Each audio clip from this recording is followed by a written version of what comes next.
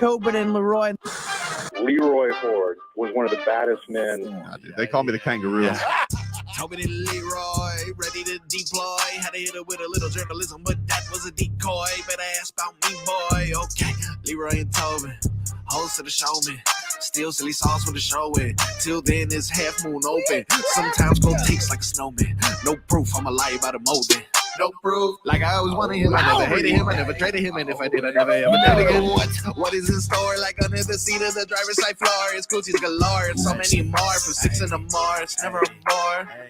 Man, if I'm honest, the damage is done. Silly sauce, unlimited funds. Join us on Twitch for unlimited fun. J-Fig and Marcos, you with it or what? Tobin, give two who Tobin is. It's possible Kyle Lowry has contributed more to our show open than any Heat game over the last week and a half. Oh my goodness. Woo! From this show, we got gooseies. Lowry in the first half, he's got goose eggs. Woo! What are we doing? I mean, dude, he doesn't do anything. I mean, this game was weird for me because they made threes. Bam got off. All the things that you would think would lead you to victory. And it didn't. You know, so many past games they've been winning, and you're like, the 3-point shooting is atrocious. Mm-hmm. It wasn't atrocious. Bam got his numbers. Bam was amazing yesterday. Yes. And Tyler got off. Yep. After a slow start, he really came through. Right. Had a couple of good looks. I thought oh, for yeah. sure. I thought the one that was gonna tie it, I thought for sure was going in. The game winning attempt, I was kind of praying, but they were both online. They were just, one went in and out, and then one was just a little short. Right. But yeah, dude, I mean, when they play game, this is the thing, like when you play games that close all the time, you're always dissecting it. You're like, where could things have gone a little bit better? Jimmy stunk yesterday. He didn't really bring it. But yeah, dude, I mean, it's hard not to watch games like this, and you watch Kyle, and he goose eggs you in the first half yet again. You know he's not going to play in the fourth quarter, and you know, like it really just feels like they've completely phased him out. Now, my question is that, you know, who was missing that probably could have been the difference is Vic. Yeah, maybe. Just, well, I mean, they didn't have Jalen Brunson. Yeah, but I'm talking about more on the, well, no, I don't care about the other team, dude. I'm just saying from the standpoint of what the Heat have been doing the last few weeks. Mm-hmm. And with the defense that Vic gives, it's just another dynamic. Certainly could have used him on RJ Barrett. He was he was abusing them inside, getting to the rim with ease. Right. And that's the thing that I go to on this game is the rebounding, scoring in the paint. Right.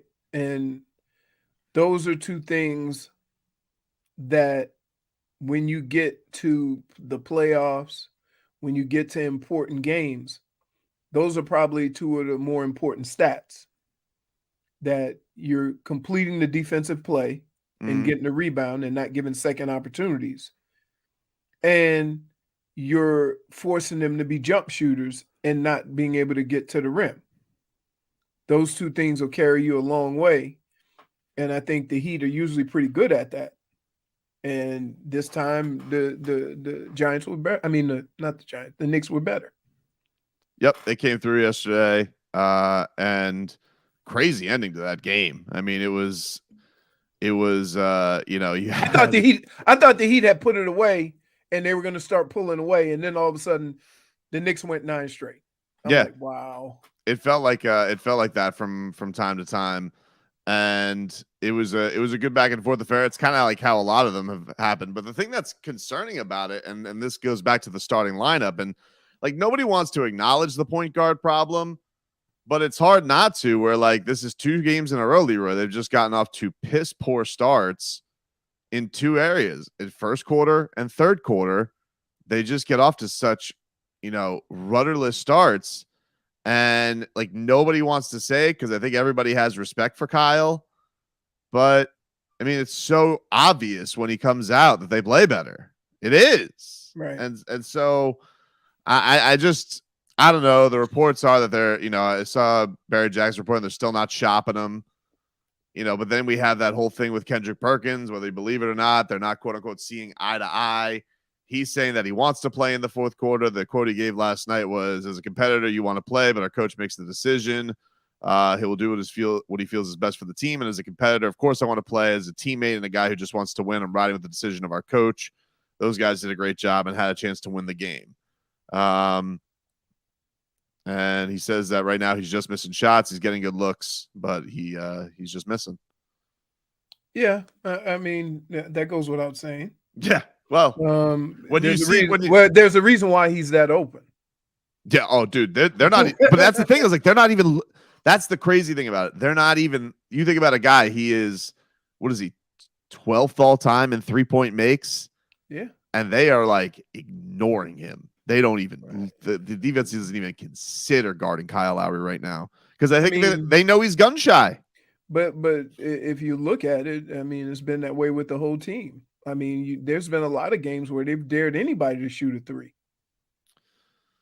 Yeah, I mean, I think most of it's, I think a lot of that's been just they've been missing a lot of open threes too. But I'm talking about like you could just notice with him, like nobody even, it doesn't feel like he gets any respect from the defense. So until you prove me wrong, I would do the same thing. Yeah. Like we would all do that. How does he not get one by accident over 2 first halves? I don't know, dude. I don't know. Like shooting to me is like hitting in baseball.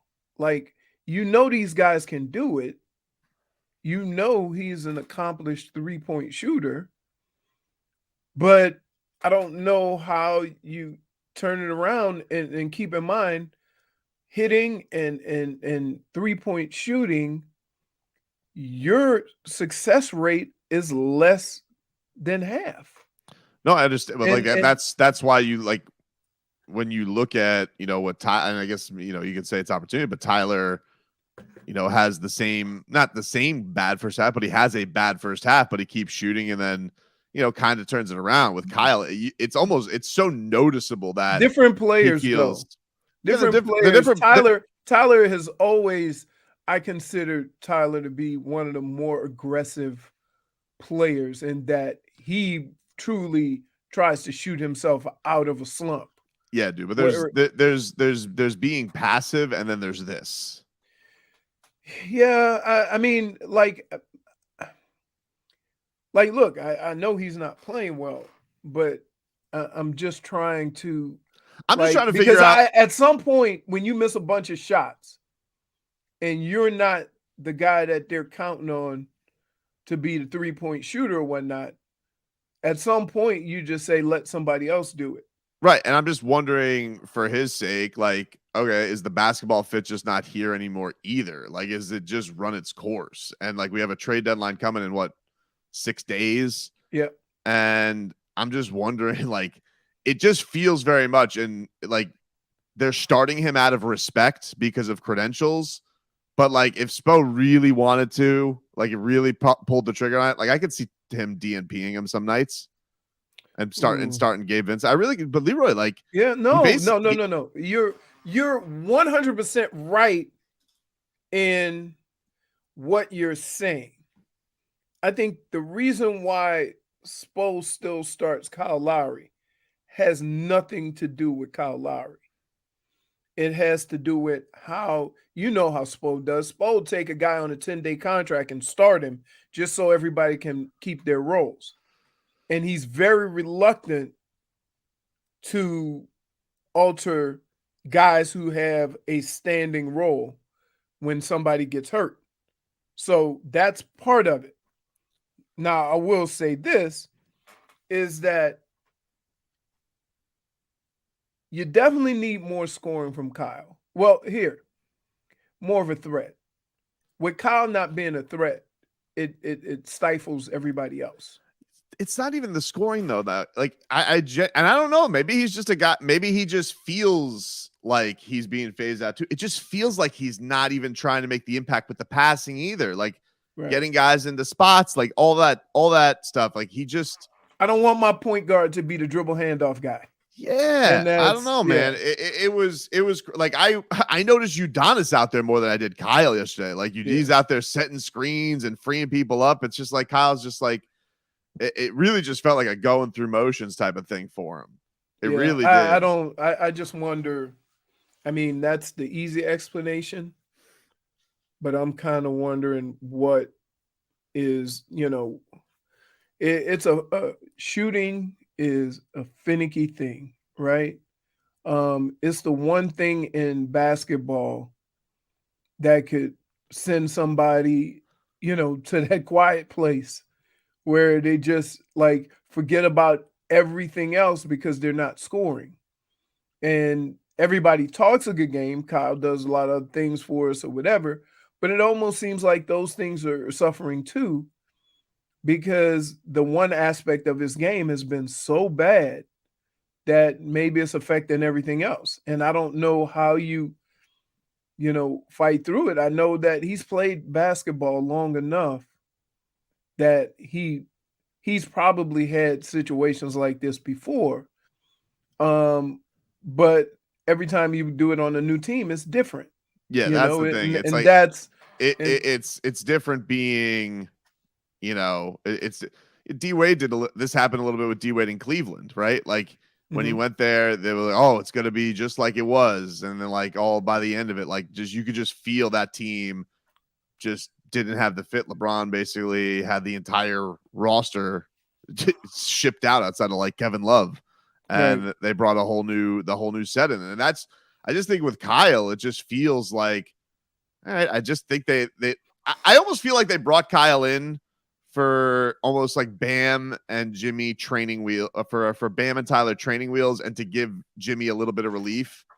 I just feel like those guys I think they're all past it now. I think they're all past it, because I think that Jimmy can rely on. Well, look, Bam and Tyler. They almost won a game last night with Jimmy stinking up the joint. Right. They, it would have been nice if he gave you a little bit more, but those two guys nearly held it down by themselves on the road. Here's what I'm looking at right now, and this is what the Heat look like. Bam, Tyler, and Jimmy have to get off. If one of them doesn't, they always seem to struggle. Now, you may have a Gabe or a Strus come through. And Strus was great last night. Periodically. Mm-hmm. But you have to be able to count on Bam, Tyler, and Jimmy. And that's a tough spot to be in, because you have a lot of people, but you don't have depth. What's your problem with this, Marcos? You disagree? No, man, the guy's a bum. Get him out of here, dude. Like, hey, look, let's be honest. Kyle Lowry wasn't this amazing point guard beforehand. You were even skeptical of bringing him here. He had his Kyle chaos. We made it to the championship. He's washed. Let's get rid of him. Wow. I'm done, man. You're done. I'm really done, dude. Hey, I'm really done. He's done. Can I just say, when you hear stuff like that, now I understand why when players get an opportunity to take advantage of their situation, they do so, right? Because when it goes the other way, you're a bum. Let's get rid of you. Yep. All right, that's Bishop. That's how it goes, man. It's a hard thing for me to be rats off a ship with. The problem is that what he's going through as far as his scoring is not what this team needs right now. In the least of, give us 10 points from Kyle. Ugh. 10 at least, because if Kyle is initiating and being aggressive, it opens it up for everybody else. No, and he hasn't. He's not even being aggressive. So I think he's been single digits. I think I read in Barry's column. I think he's 7 out of the last 9. He's scored single digits. That's terrible. Right. And this is a guy that didn't he average 20? Yeah. All-star multiple times over. Right. I don't know what. I mean, he need to go talk to what's his name, Doctor the sports psychologist. I don't know, We need to Doctor hypnotize him? Rotella. Dr. Rotella.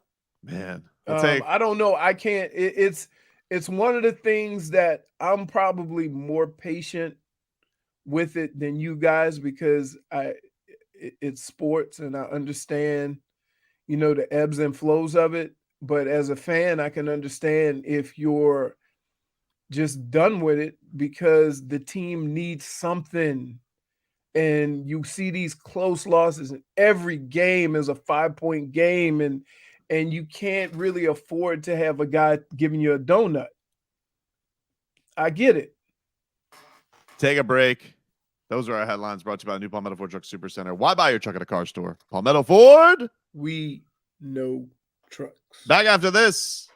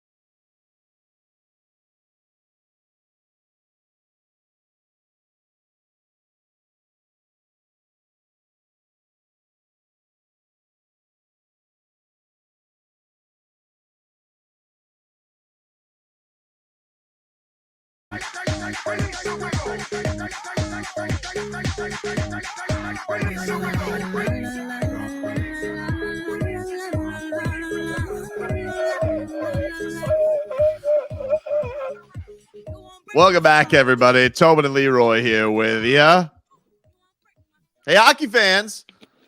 Stay tuned for some cat talk coming on up. Don't sit this one out. When it's game time, make Celsius a part of your play and get that energy up. Game day is fueled by Celsius Essential Energy Drinks, the official energy drink of the Florida Panthers. We got a shipment. We got a shipment. And did you go peruse the shipment, Marcos? What's going on over there? It is cases and cases of grape. No, yeah, it is quite a bit, man. Is that for us? I mean, because I'm gonna be taking some. I hope that's for us. It's for us. I mean, like, you know, I mean, we put the squeeze on them too, and we thank Celsius for sending us a supply. Looks like they got a lot of that mixed stuff that you like too, Leroy, to throw in your drinking booze. Yeah, put it in my water. I might have to deliver it to you on Monday, but I'll still get it to you and bring it by. We'll know after today. Yeah, we'll know, dude. We will know. You see this? So apparently CBS has had to have an intervention with Tony Romo. And apparently they have apparently it's been so noticeable that Tony Romo is just kind of winging it during these games. And it's one of these things where, like, so the New York Post reported Tony Romo needs to study more. He needs to be better prepared because as you move away from the sidelines, you need to do more work. I know CBS is aware of this. They've tried an intervention last offseason. They anticipated this, which is a credit to them, but it has not gotten better, and it's a problem. So Tony Romo, apparently, they've had talking tos, and they may have to do more because they are it may be Tony Romo maybe have fat cat syndrome, dude. He got that broadcaster bag and maybe mailing it in, dude. Hey, mailing it in. Hey, I thought everyone loved him. Here's what Tony brings. He brings energy. He brings knowledge of the game. But I think at some point in time, you want these guys to break down the players a little bit more. And he can give you an idea of what's going on or what's happening. And he's unique in how he does that. But sometimes the comments don't separate him from an average Joe that's doing that job. Now, if I'm CBS and I'm paying however many millions per year for his services, I want him to be, you know, that guy that brings all that energy, but knowledge of the players and what's going on. It just feels like when you watch him now, he will only care about the stars. Like, that's it. And by stars, usually the star quarterback. Everything else is like secondary to him. It doesn't really seem to interest him as much as it did when we all like got into the Tony Romo novelty is, oh, he's predicting a play. Well, they all and I think part of that, I think part of his popularity became because of Twitter, because everybody would just see the clips of him predicting a play, like, oh, yeah, but they didn't do it like Tony Romo. Tony Romo was like, people were thinking he was a Miss Cleo out there, predicting these plays. Here's the deal. We all have an idea of what's coming, right? What he has is he has that knowledge of actually game planning every week, you know, for different scenarios. And that's what he brings to the table. We all have an idea of what's coming up. Like, it doesn't take here's the rule of football for all of you guys, right? And this is a standard rule. Most trick plays come in between the 40s because there's no penalty if you don't get it. Of course, dude. Everybody knows that. Right? No, what? Just pay attention. Okay? Most of your trick plays will come in between the 40s. That's like the safe zone to try some stuff. Right? Second and short, now's a great opportunity to go deep. Why? You got a free play because it's second and short. Like, these are all things that are very standard in watching a football game, and a lot of people who have any knowledge of the game know when these situations present themselves. And then with the knowledge of what each team is doing, you can kind of access their playbook and the things that they do to try to understand how they do these basic things under these circumstances. Now, these new coaches, third and short, you're going to get either two things. You're going to get a quarterback sneak or a bomb, because the young coaches say, throw it deep. We got fourth down, right? And that never used to be the thinking. You get the first and you reboot.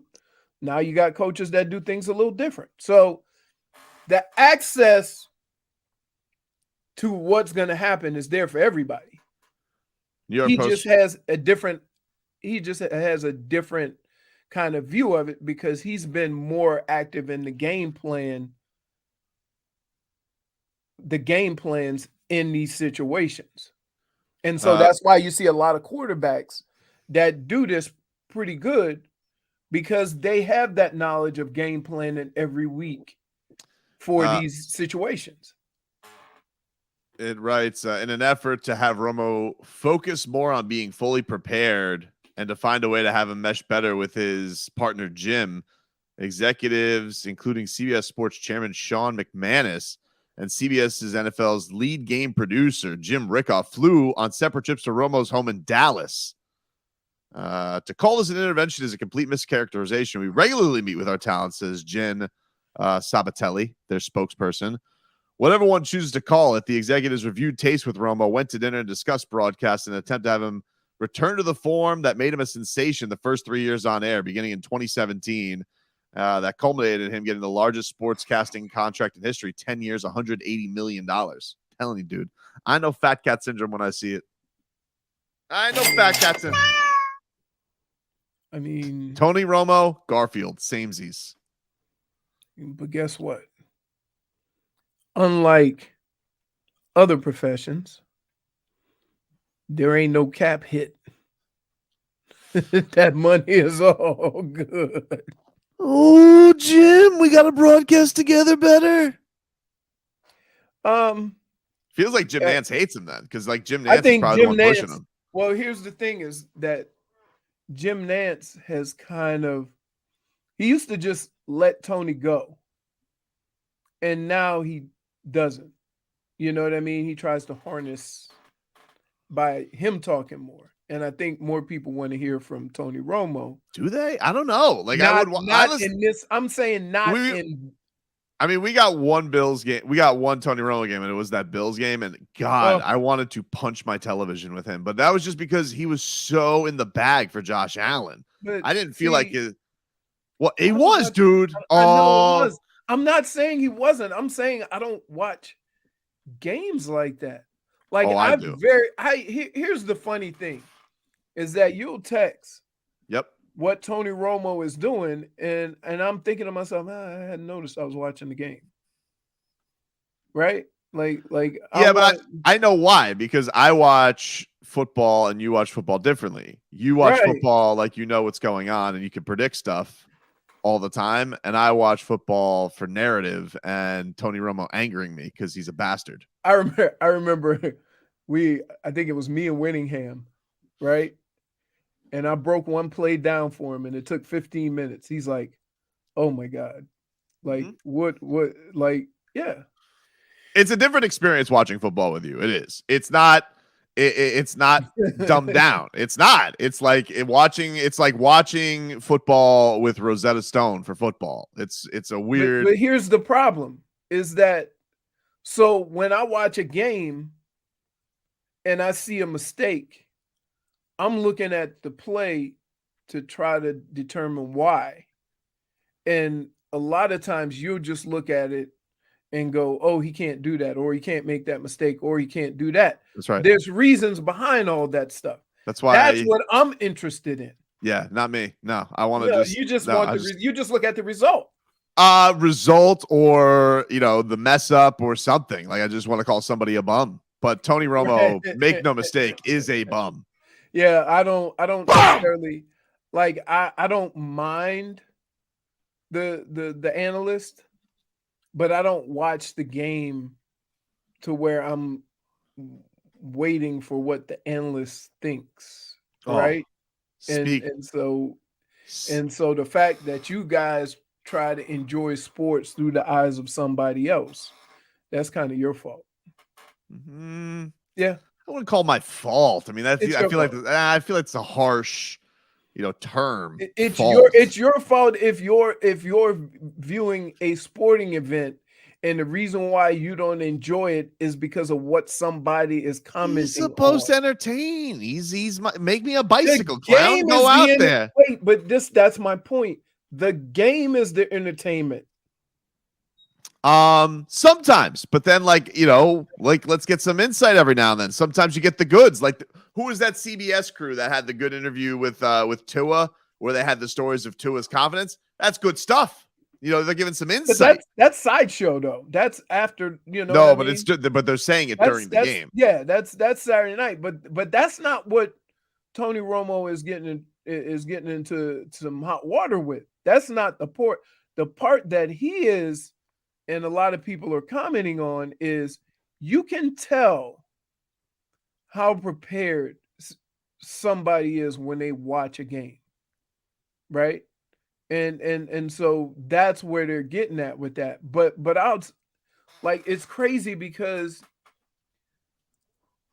I don't want an analyst who's throwing out names of who they talk to and who. Tell me about the game, right? And so a lot of these guys mention offensive coordinator, defensive coordinator, linebacker. Oh, that linebacker coach, he's really got these guys. I don't care. Tell me what the linebacker's doing. Don't tell me what the coach did. He ain't playing. Guy texting Tony Romo, energy, knowledge, and a splash of racism. Yeah, just a splash. Just a splash. Like sprinkles. Like a little lime you squeeze in. Yep. We'll take a break. Speaking of analysts who are idiots, this guy. Dude, I got so mad. Boy, I got heated yesterday. Tell you about it next.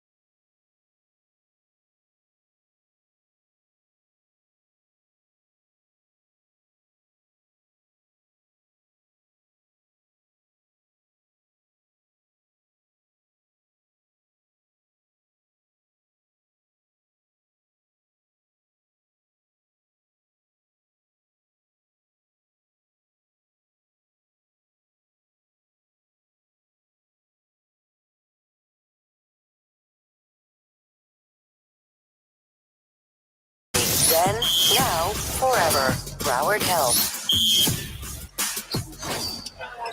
3 minutes heat here for you on 560 WQAM.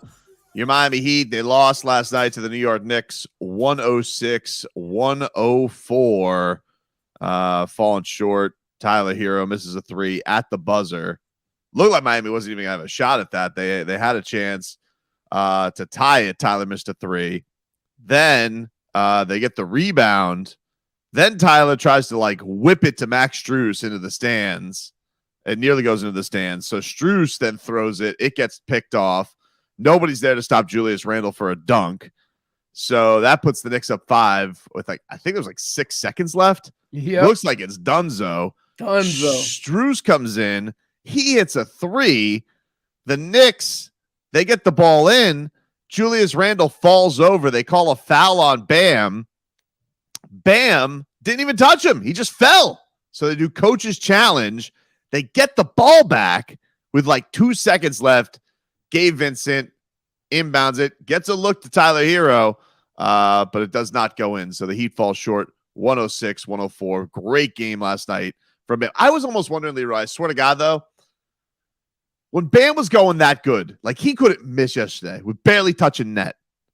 I mean, he was cooking, dude.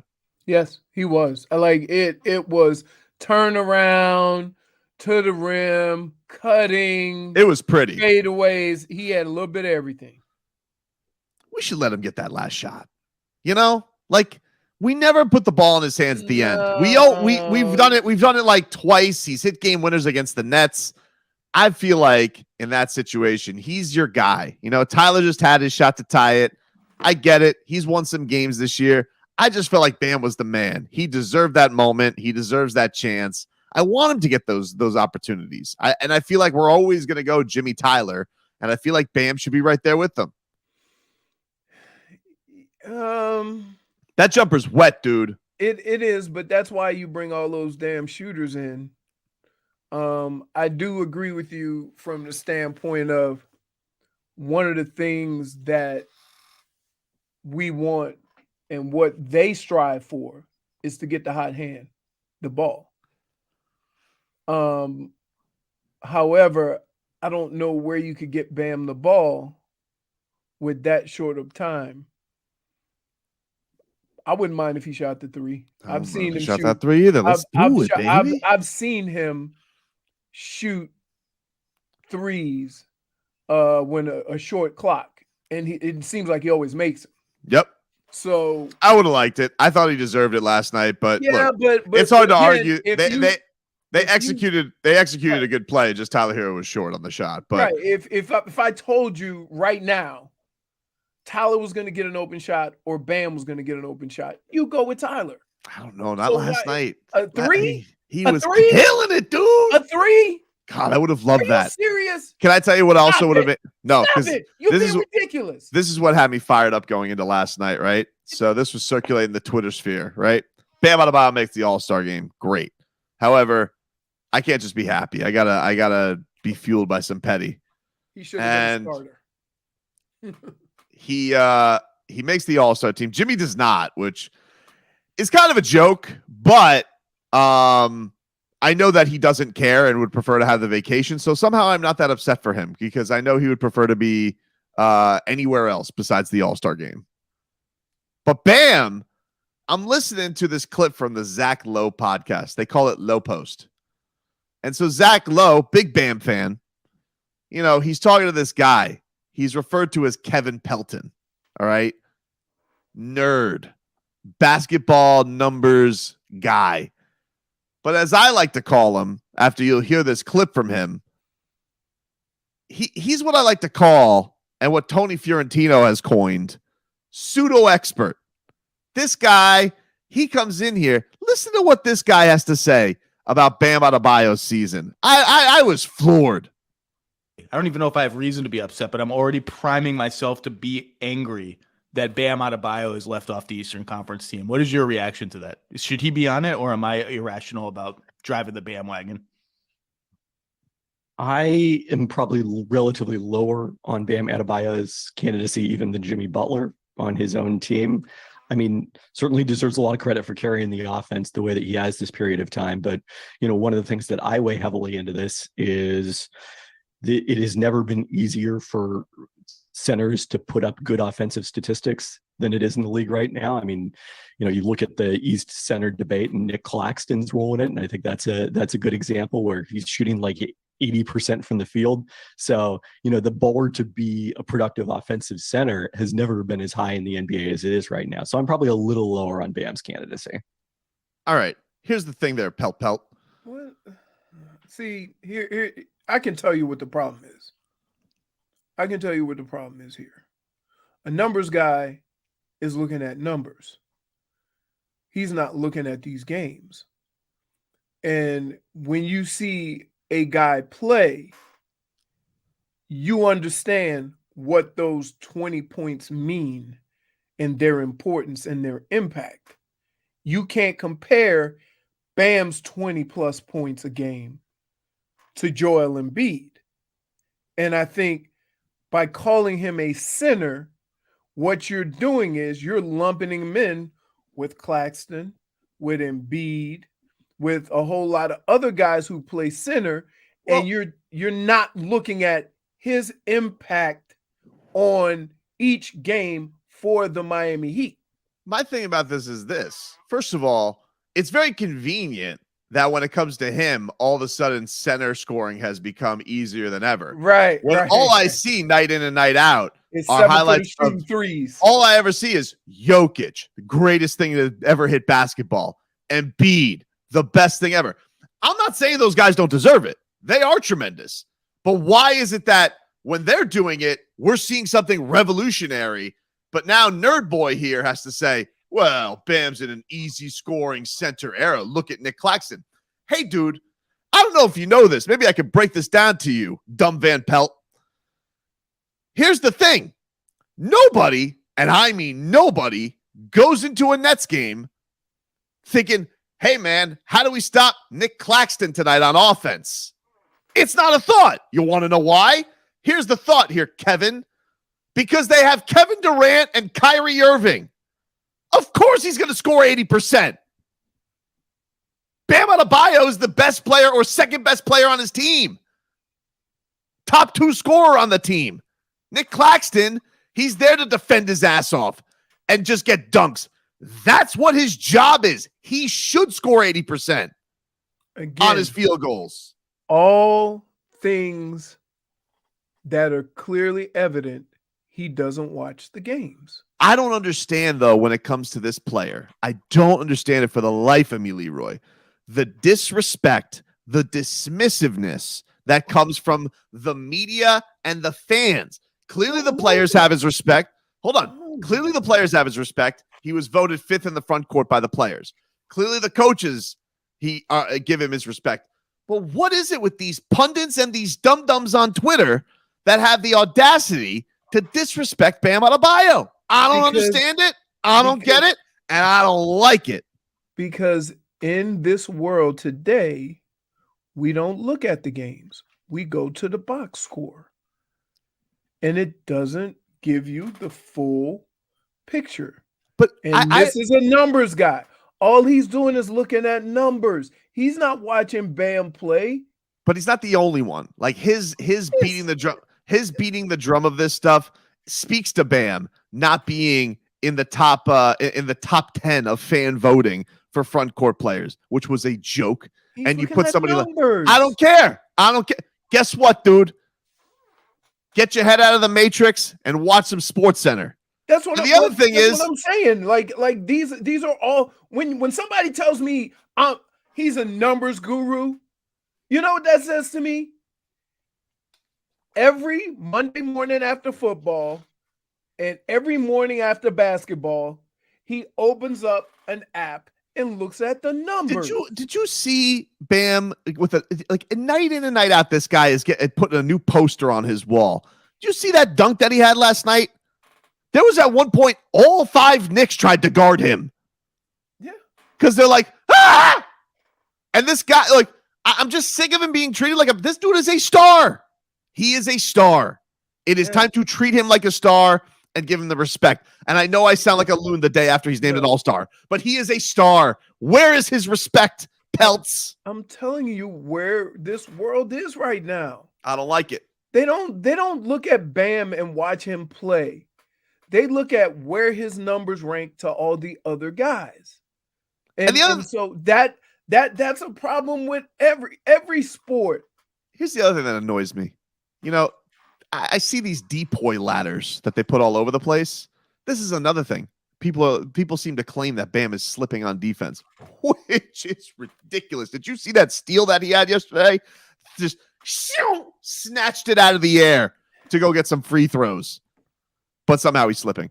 You know, can guard 6 foot to 6'11", 7 foot, but it's slipping. But here's the thing that's funny about it, Leroy. I'm glad you asked. You look at these players they put out there. Can we? I'm gonna let you have your moment. Hmm? But please don't throw me into it to like. I'm glad you asked, Marcos. I'm glad you asked. We're not asking, dude. You gonna say it anyway, dude. I see these depoy ladders, and I see a bunch of guys who should be defending their ass. Like Nick Claxton, dude. You have Kevin Durant and Kyrie Irving on your team. You should be defending your ass off. You know, Jaren Jackson Jr., you got John Moran out there. First of all, you're hacking like a mother bleeper. I mean, you play like 25 minutes a game. Second of all, you should be defending your ass off, which, by the way, I didn't know blocks were cool all of a sudden. I thought that those were hated back in Whiteside's day. Third of all, Rudy Gobert. What? Another guy. What does he do to carry his team offensively? Give me a guy who has the responsibility that this guy does for his team on offense and defends the way that he does. Give me him. I'd love to know. Mikal Bridges? Nope. Nick Claxton? Nope. Jaren Jackson? Nope. So stick that in your pipe and smoke it, Pelts. Pseudo expert. Garbage. Anyway, congrats to Bam. Pseudo means that you don't watch any of the games, you just look at the numbers. Yeah. He is a fake expert. I didn't like it. But doesn't matter. Bam made the All-Star game. So I don't know why I'm so angry. But like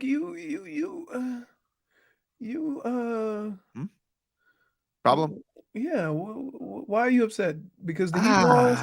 I do hate losing to the Knicks. It doesn't sit well with me, but mostly Kevin Pelton. All right. Pelts. I mean, I got you. I just think, you know, that it's with everything. You know what I mean? Like we had conversations last Monday of how Jalen Hurts isn't that good. He's on a good team. Look at his numbers. Oh, did you see the other speaking of the Eagles, did you see the frostiness that's going on? Oh, with the Giants? Yeah, I'll tell you about that, guys, if you guys haven't heard that. Coming up next. Previously on Tobin Leroy. Because the old love chest, especially in the park.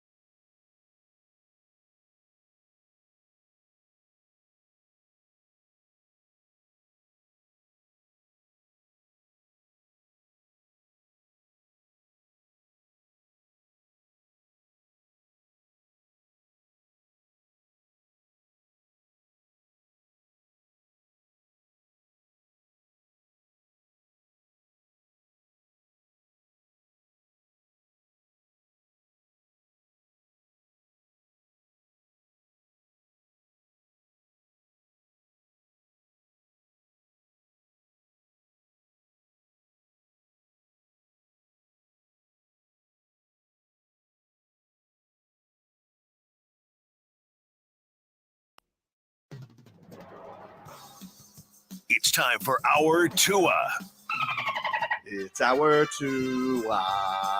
It's our Tua. It's our Tua. Tua, Tua, Tua. Tonga Vailoa. Not Tua Tagovailoa. A for effort. Dolphins quarterback. Tua. It's our Tua. It's our Tua. Tua. Tua, Tua, Tua. Tua, Tua, Tua. Chris Sims can go to hell. Tua Tagovailoa. Dolphins quarterback. Daddy loves you guys. Our Tua with Tobin and Leroy. Check the history of Hour 2 of the program, ladies and gentlemen. Tobin and Leroy here with you on 560 WQAM. What got you all smiley, dude? you Why? because you are off your rocker today. I don't understand, man. I just trying to walk in and have a nice Friday. It just got ruined by Kevin Pelton. That's all. I think you worry about the wrong stuff, dude. Yeah. Like people don't have all the information you have because That's you fine. follow the team, and so We'll say no. Then don't be an idiot. Don't say things But- like he said. they're not Don't- called talking heads for nothing. Don't act like what he's doing is a mirage. Just be like, you know what, Zach? I think you're right. He does deserve to be an all-star, and then just move on. Don't try He and didn't say he didn't deserve it. he did say that He basically. said he was lower on his list. okay, great. But my follow-up question would have been, if that's the case, then who would you put in instead? Like we all have not this guy, not this guy, not this guy. Well, if that's the case, then who? And that's always a question that I ask. You know, we have these conversations with quarterbacks all the time. This guy isn't good enough for us. This guy's okay. Well, who? Let's get to some headlines here. Brought to you by new Palmetto Ford Truck Super Center. Why buy your truck at a car store? Palmetto Ford. We know trucks. All right, Pro Bowl. You guys got that this week and enjoy that. I'm out on it. I'm out. But congratulations to all the Dolphins that are there. You guys watch anything yesterday? Nah, I saw some I stuff saw a on long social drive, and I media. realized that Mm. no.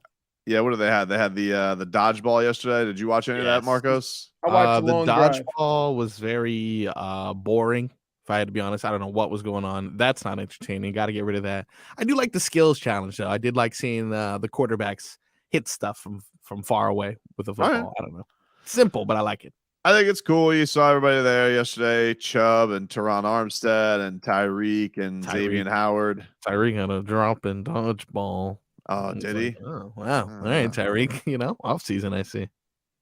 Well, I hope they enjoy All right. Vegas. That's about it for that. But yeah, there was this beef. Leroy was talking about it last segment from Julian Love, Giants safety. He went on Good Morning Football and he says basically that he goes, I don't like it.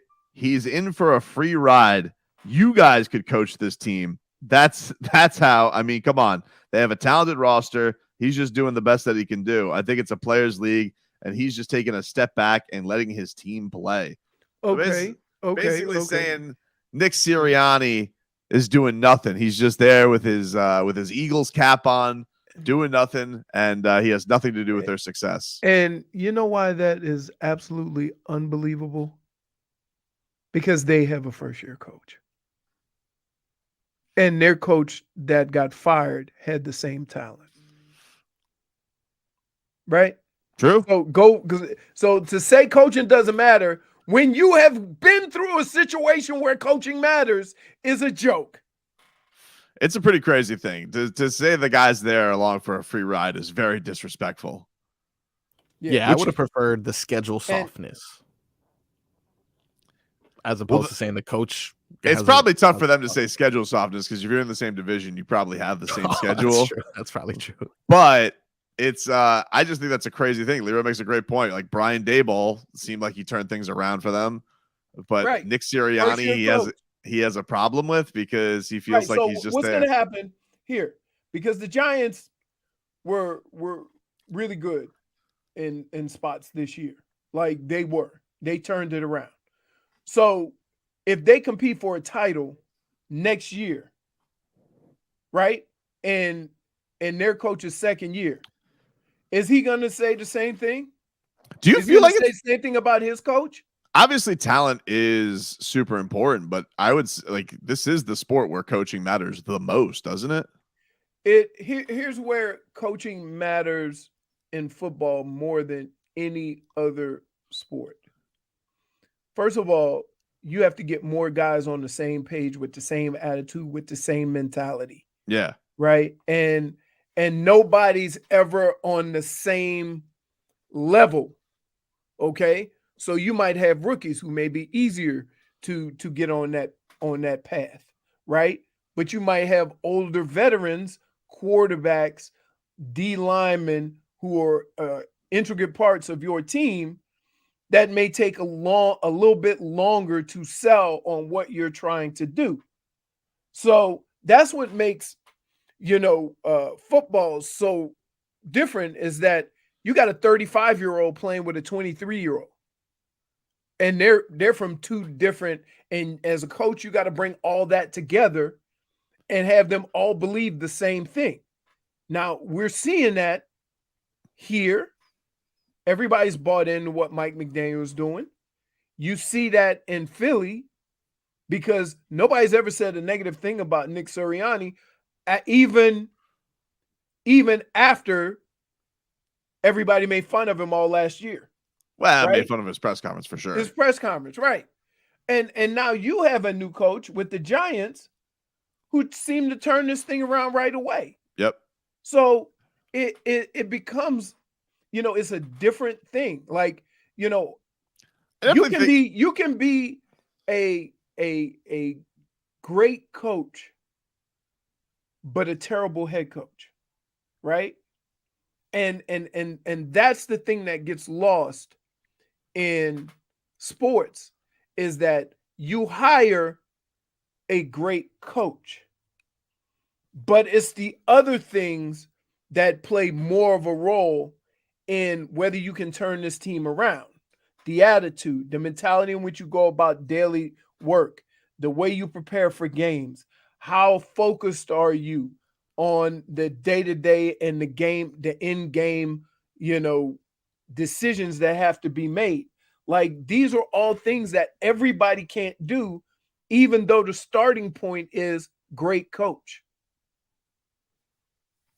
I do, and we also saw that too what an issue it was with when players did not get on the same page at the end of the season, and a lot of that had to do because of all the injuries, how tough it was getting all that communication going. And yeah, we saw some struggles even from Mike being able to get everybody on the same page, right? Because he's a first-time coach too, and so for all of it to come together in the first year, when you have a coach going through some of the same things that your young players are going through, it is an incredible feat. And so when you see what's going on in New York and what their coach is doing, how anybody on that team, based on what they've been through the last couple of years, how anybody on that team could say to another team, oh, your coach is just along for the ride.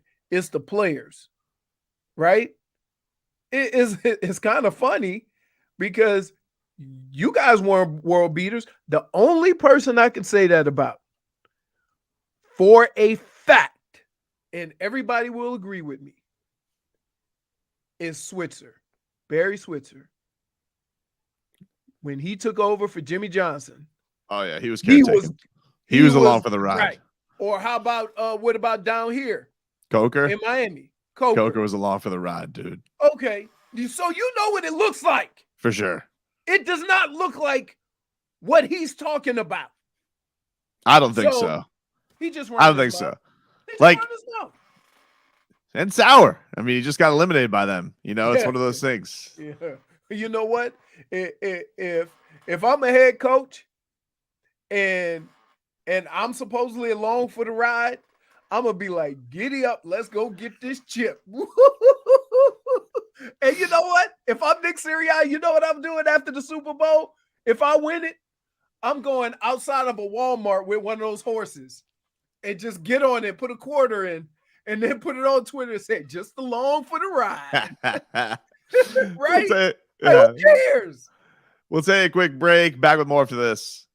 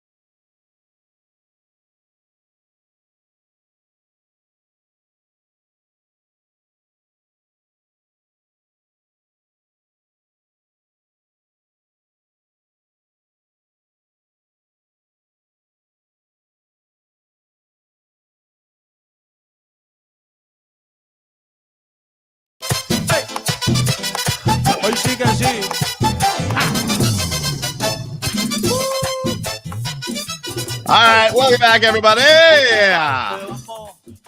Tobin and Leroy here with you. Talk some more hoops later on in this show. CHRISTOS TSALTAS, the legend. He's going to join us in about 15 minutes. We'll get his thoughts on the all-star team that was named yesterday.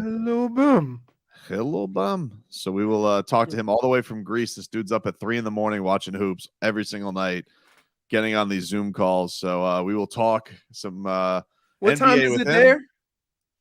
I think they're 5 hours ahead right now. I think it's 5-6 hours ahead. I'll ask him when he gets on. 4 o'clock. But a little piece of interesting news, Leroy. Brian Flores, he is interviewing for the Denver Broncos defensive coordinator position under Sean Payton. I can see it. I can see it. Look, think about Sean Payton and how he goes about what he does. And Brian Flores is, Well, I understand. It is still interesting, though. You'll recall Brian Flores is suing the NFL. Specifically, one of the teams mentioned was the Denver Broncos for what he, I believe, described as a shill interview. And didn't he accuse John Elway of showing up hungover to his interview? Oh, that was it, right? Yeah. Well, wait a minute. You know what? Very interesting. Here we go. Marcos, these moments only come periodically, like locusts. Okay? Now you have a problem with this? You didn't have a problem with Denver bringing back Vic Fangio? Yeah, but Vic Fangio wasn't suing the Broncos. He was the head coach and got fired. Well, he didn't take the job, did he? Wait But a here's minute. the other. No, Hold on. No. Hold on. That's only one wrinkle. Think about this. This is the other thing that's crazy about it. Listen. Do you remember any of the crap that comes out of your mouth? Hear me out. This is the other interesting twist to it. Sean Payton and his plan to take over the Dolphins with Tom Brady and Vic Fangio is essentially the reason Brian Flores was fired. Like, Is it? oh, dude, of course. Like, that's the whole point. Why else would they fire a guy with back-to-back winning seasons?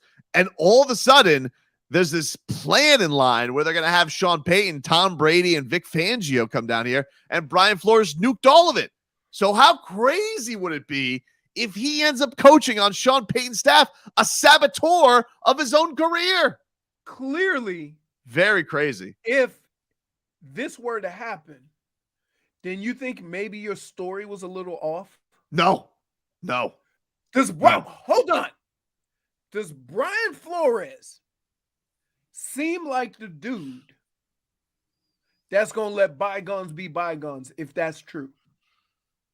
Could be a big setup. Maybe he's making Sean Payton fail from within. A fox in the hen house, dude. What are you doing? Classic fox in the hen house. What are you doing? Do you hear yourself right now? I don't think this is lunacy. It's not lunacy, though, dude. He was right there. He had a job, and then this Sean Payton weaseled his way with Stephen Ross to try and take his job. Got him fired. Let me set this up for you. This is how Tobin imagines the conversation goes between Sean Payton and Brian Flores. Give me a ring, somebody. Yo, Brian. It's Sean Payton. Hey, what's going on, Sean? Now, I do realize that in the past, if what Tobin is saying is true, I cost you your job. Basically. So here's what I would like to do. You're an excellent football coach. I want to bring you in in a lesser role because I'm the head coach now. Yeah. To run my defense. Pretty crazy, right? How does that sound? That sounds crazy. That's crazy. Hold on. That is crazier than the Vic Fangio thing. Are you crazy? I agree because Vic Fangio is actually friends with Sean Payton. Here's the other thing that's crazy about it. Think about this. Oh. What Well, about what? I could actually respect this from Brian Flores. What if? Hold on, hear me out. Hear me out. What if he doesn't plan on taking the job at all? What if Brian Flores at this interview is trying to set up a trap for Sean Payton to admit that he was wrongfully terminated, and then he takes that recording evidence for his lawsuit and makes gazillions from the NFL? Ever think about that? Why would they do that? That can't be true. What do you mean? Here's why. You want to know why? He wants to coach. Why is he coaching if that's his big plan? If that was his big plan, he wouldn't coach. No. You would just wait till this was over. But Yes. But here's the thing.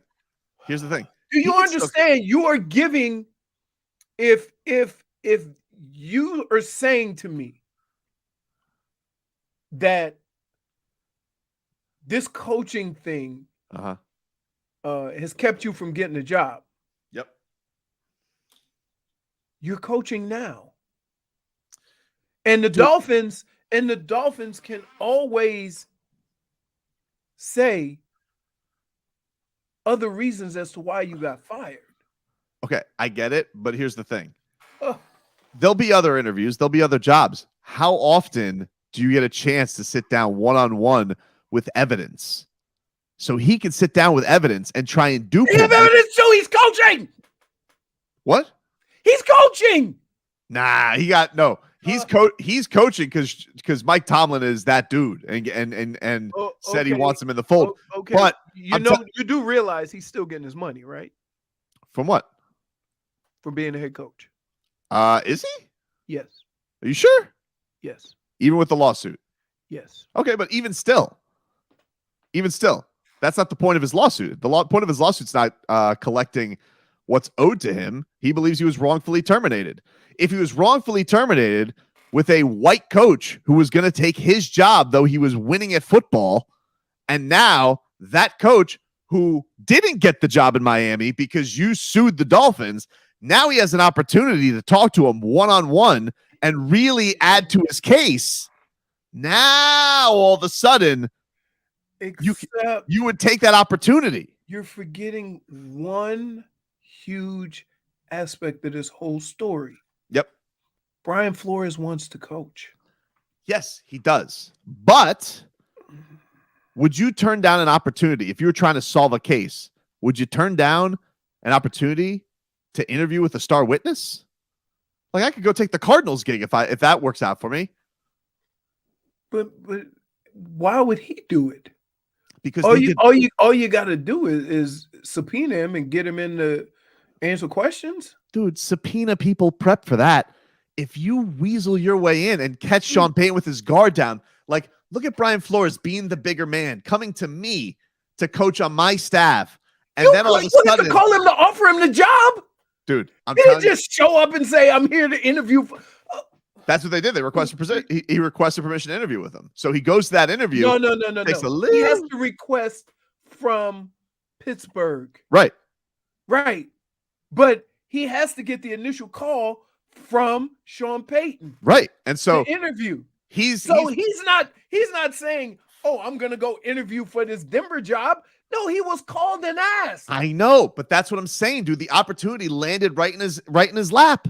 Can I just say that you have hit an all-time low? No, dude. Mark the tape. This is not and fair. then mark the tape. Marcos, you don't think there's anything to this? Hold on. Mark the tape, February 3rd, 11:29. This is when Tobin was at his lowest. Sexy Sauce says, is it even legal to secretly record someone in Colorado? I know it's illegal in Florida. I think those types of things are illegal for like crime investigations. I don't know about civil suits. Who knows? If you happen to stumble upon that evidence, if a Zoom gets leaked, what's the harm? What's the foul? Oh, sorry. Brian Flores didn't realize his iPhone was on this whole time. Sean Payton admitted that there was Stephen Ross's plan the entire time to axe him, hire him, and Vic Fangio and Tom Brady. Oops. If that's the case, just out of curiosity, if that's the case, Mhm. who is the last person Sean Payton would call to be his defense coordinator? Brian Flores, Okay. but he did. Why? Because he thinks he got away scot-free. This is what egomaniacs do, Leroy. They never think they're going to get caught. They never think they're going to get caught. What's more of an egomaniac? A guy who did all the things you say he did and asked Brian Flores to come and be the defensive coordinator, or a guy who did all those things and asked the former head coach of the team you're coaching to be defensive coordinator? Yeah, but this is plan B. He did ask Vic Fangio. I can't. You what? Is this the right way to send you off? Dude, they ain't got a chance at this hospital. You got me all just angry. I don't even know why I'm mad. I think I Marcos don't even agrees know with why. me. No, he doesn't. He's think he looking does. at me I like, was looking it up. Are you sure he's still getting paid, Leroy? It says because Flores refused to sign paperwork that would have muscled him I don't think he is getting and paid. prevented from his lawsuit. He had no Dolphins buyout, No, I think which I means don't think he is getting paid. He didn't sign. Yeah, I don't think so. he He is. does need the money.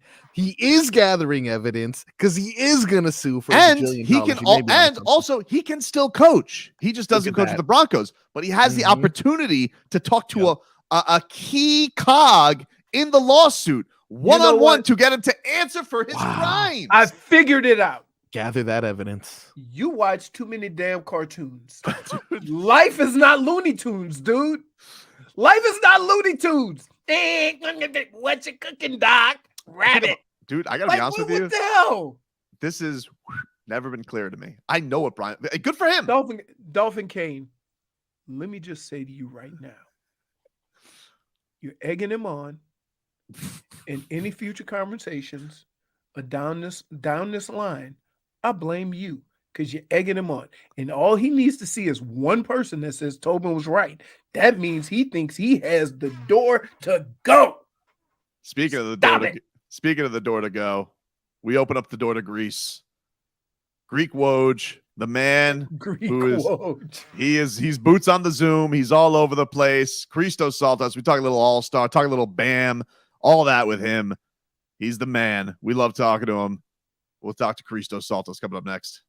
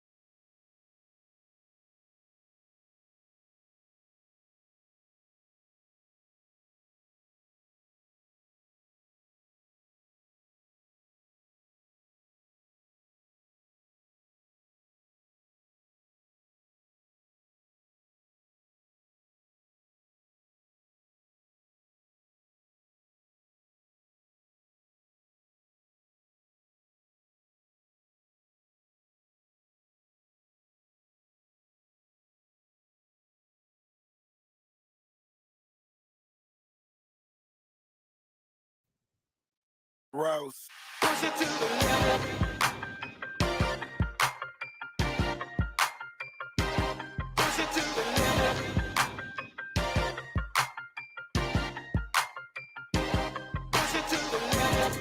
Miami, important. Ain't got nothing to lose. It's important to family. Welcome back, everybody. Tobin and Leroy here with you on 560 WQAM. We're going to talk to our guy, CHRISTOS TSALTAS, here in just a second. But first, Marcos, can you give us a weather update from the Tobin and Dover Law Firm? Your accessattorneys.com. Free consultations 24/7. Call them at 866-954-MORE. Oh, yeah. I got it's beautiful outside. No planes. I don't see any planes. Is that a There's technical no term? planes flying. Yes, it is indeed. All the real weather experts use beautiful outside. I love it. And we're looking at 79 or something. I don't know, dude. I'm just gonna guess that right there. Not too windy. I don't see trees moving. Solana, do you see trees moving? No trees moving. Solana's there early. Solana is there early because he's getting ready for his all-star appearance. So, you know, the NHL All-Star thing. I think he's gonna be over there. Are you gonna be over there? Is that why you're here so early? He's actually folding his hands down. He wants to start the interview, guys. He wants to see CHRISTOS. Right? Fair enough. Let's get to the legend himself, all right? Let's get to him. Let's go to the Toyota of Hollywood guest line. Shop over 1,500 Toyotas indoors in one of America's largest showrooms at Toyota of Hollywood on 441 between Hollywood and Sheridan. He covers the NBA for SDNA Greece. He is a sensation, and we love talking to him. It is great to have him back on the show. CHRISTOS TSALTAS joining us here. What's going on, CHRISTOS? Hello. How are you? It's good, buddy. Thanks for making time for us. We really appreciate it. Thank you for having me. Always a pleasure. Dude, I always ask this when I did morning drive about sleep. They always ask me, hey, when do you sleep? You know, you're going to Heat games, you're getting up early. This goes a different level for you, man, because I was like, I'm going to ask if he can come on the show, but, like, you were up watching. Like, were you watching were you watching Giannis by last night? Because it's like 4 a.m. there, dude. Like, when are you able to sleep after watching all this basketball? Actually, when Giannis started, it was 5 a.m. here in Greece, and the game finished almost 7:30 a.m. And after the game, yeah. But to be honest, I watched the first half of the game. All right, there you go. Got a little slumber in there, man. Yeah. CHRISTOS, you know, we know you love Bam. Bam has had a fantastic year. What was your reaction to him making his second All-Star team? Finally, the defensive player of the year is an All-Star. For me, it's case closed that Bam is the defensive player of the year. How, like, do you feel like he gets the respect he deserves, CHRISTOS? I was getting upset about this last hour. I just feel like even still, people, I know he got the respect from the coaches, he got the respect from the players, but to see where he was in the fan voting and still some of the media pundits, how do you feel Bam is received all over the world with the respect that he gets? Maybe he hasn't the attention that he deserves, but game by game, performance by performance, I think he earned the respect. As the season goes on, he earned the respect. What do you think has been the thing that's impressed you the most about him this year, like as far as improvements concerned? The consistency that he brings to the table, especially on offensive end, because he's so good on the defensive end, but on offensive end he did so many things. He can shoot he can put on his arsenal his mid-range shot that he's really good. He can run the floor. He has the same intensity on both ends, and that's really impressive by any means. What was the biggest snub from yesterday's All-Star game? You look around, it was a tough year, man. There was a lot of good players, a lot of guys deserving. Did one stick out to you, or a couple stick out to you in particular, of those who didn't make the All-Star team? Yeah, De'Aaron Fox was the biggest snub by far. He does the best season of his career. The Sacramento Kings are a winning team finally, but he didn't select as an All-Star. And I think that was the biggest snub, bigger than James Harden or Anthony Edwards or Anthony Davis. Yeah, I agree with that. They've been awesome this year. And, you know, I get it. Like Sabonis maybe, you know, gets more of the headlines than Fox does, but that's tough. You feel like the Kings have been waiting this long to be this good for a while.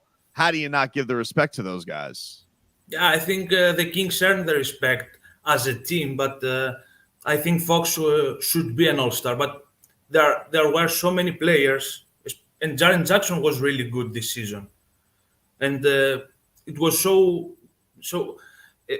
I think he deserved to be an All-Star, but the selection was so tough. Absolutely. We're talking to CHRISTOS TSALTAS, SDNA Greece. What's it been like, man, covering like since we talked to you when you were like blowing up in the bubble and you were on all these Zooms? You're still doing it. Like you're still trying to cover this sport from half a world away. Have you has the embrace still been the same? Have you loved it even more now that some of the players even know you more? What's the experience been like in that? The passion is the same year by year. It's something that I choose, and I really love to cover NBA games. And this season in Paris, I had the opportunity to cover in person my first NBA game. So it was a blessing moment for me, and I will not stop. To be honest, I will not stop. I really love to watch NBA games after midnight, and I will continue to do this. You went to the ones in Paris, right? Like that was they came over. Was it the Bulls and the Pistons? Is that who was over there? Yeah. That was all. So what was that like to you, man? Was that like a dream come true? All of a sudden, like to get a chance to do that in person? For sure, it was a dream. Yeah, but the biggest dream is to travel to the United States to watch a game, Miami Heat maybe. We'll see. Yeah, that's got to happen. Like, there's no doubt at first stop. It feels like it has to. Is the Heat like? Is that the team? I mean, no favorites. I understand you got to cover everybody, but like, is that the players there? They really do. I can tell you personally from being in the room. They love when you get on there, man. Like you bring a smile to everybody's face when they get to hear your questions, your coverage from it. Are they your favorite team to get to cover? Yeah, for sure. Yeah, they always get. They're very excited about that. What's out there, CHRISTOS, right now that is impressing you the most in the league? I think outside of Miami, who's the person that just has you like shaking your head every night with how impressive they've been? Well, the Sacramento Kings are the most impressive team in my eyes because they turned from a losing team to a winning team, a playoff caliber team, and the way they are playing is really impressive. Kevin Herter was a huge acquisition for them. He shot over with 40% from behind the arc, and it's really impressive. It's Mike Brown's job is it's great in Sacramento, and for me, it's the most fun to watch team. Do you think that the Sacramento Kings? Do you think that they can like actually do something in the playoffs this year? Because I think everybody is pretty stunned how high they are right now in the West. Well, the first thing for them is to advance to the playoffs, and then everything can happen. But if they will have a home court advantage, that in my eyes it's a little bit difficult because the good teams, the favorites in the West, they will raise their level after the All-Star break, and I think the Sacramento Kings maybe they will be in 6th or 5th seed in the West. What have been your impressions, not just of Bam, but of the Heat? This has been a kind of roller coaster season. It got off to a very slow start. What have you made about them? You've covered them close for a lot of years. Do you think that this Heat team has, the ability to compete in the East, or do you feel that they need to make a trade? Is it just a case of coming together? What have been your impressions of Miami so far this year? To be honest, this season reminds me a lot the 2020-21 season from the Miami Heat. A lot of ups and downs, a lot of inconsistency on offensive end, but they are unpredictable. They can beat everybody and they can lose from everybody. And to be honest, I expected to see more from Nikola Jovic, the rookie, because his potential is really high, and I didn't see so much from him so far in the season. But maybe a trade before the trade deadline can help and can raise the level of the team a lot. Did you hear anything about him coming in, CHRISTOS? Like, was there buzz about him over in Europe at all? Because I remember speaking with him at Media Day. He comes in with a different mentality because the international players kind of taken over the league. So he comes in with a different confidence. He's running into some health things, but like, was there a lot of buzz around him coming into the NBA draft? Because I don't think many Heat fans heard about him until he was selected. Yeah, it's normal for me, but Jovic has the talent, and he always has the confidence because he's starting his career from this in the same place that Nikola Jokic started his career too. And in this place, everybody who plays for Mega, the team in Serbia, has a great potential to be a good player. And in Europe, there's always an interest about Jovic's progress, but so far we didn't see so much from him. There's aware about his condition. Look, man, we appreciate you giving us some time, dude. Thank you so much for spending it with us. I'm sure you'll be locked in tomorrow because you got a Greek Freak tomorrow against the Heat, a big matchup, Heat and Bucks. So thanks for spending some time with us, Christos. We appreciate it. Thank you very much. Have a great day. There you go. CHRISTOS TSALTAS, Estine Greece. You guys can go follow him on social media. Christos is at, let me get you his handle, Saltas46. That's TSALTAS 46. The man, the legend. That is. Oh, hello, Dan Day. Yes, I got a full crew back here, man. We're just. I noticed that. Like everybody's just very busy with what's going on over there. We're discussing the logistics of this whole StreamYard thing and how to get it, appropriately placed. And Dan is juggling tape also. I see that. Well, yeah, for sure. He Only is. one tape though, not really a juggle. Christos is a delight. Every time I hear him, I just get happy. He's the My man. God, he has a great voice. If he did Quiet Storm Radio, I'd listen to that. Yep. It's tremendous. So we appreciate Christos stopping by. We will get you some cat talk, get you caught up. We get to your texts and all that. Back with more after this.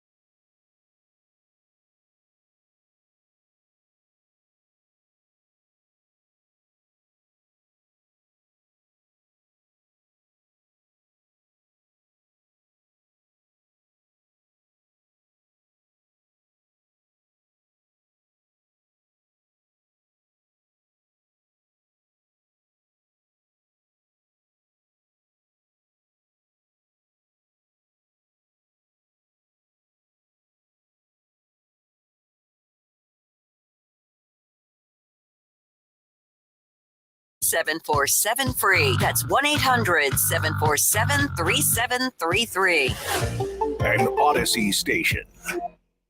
Damn, Ty, you made this too? The stuff got into you.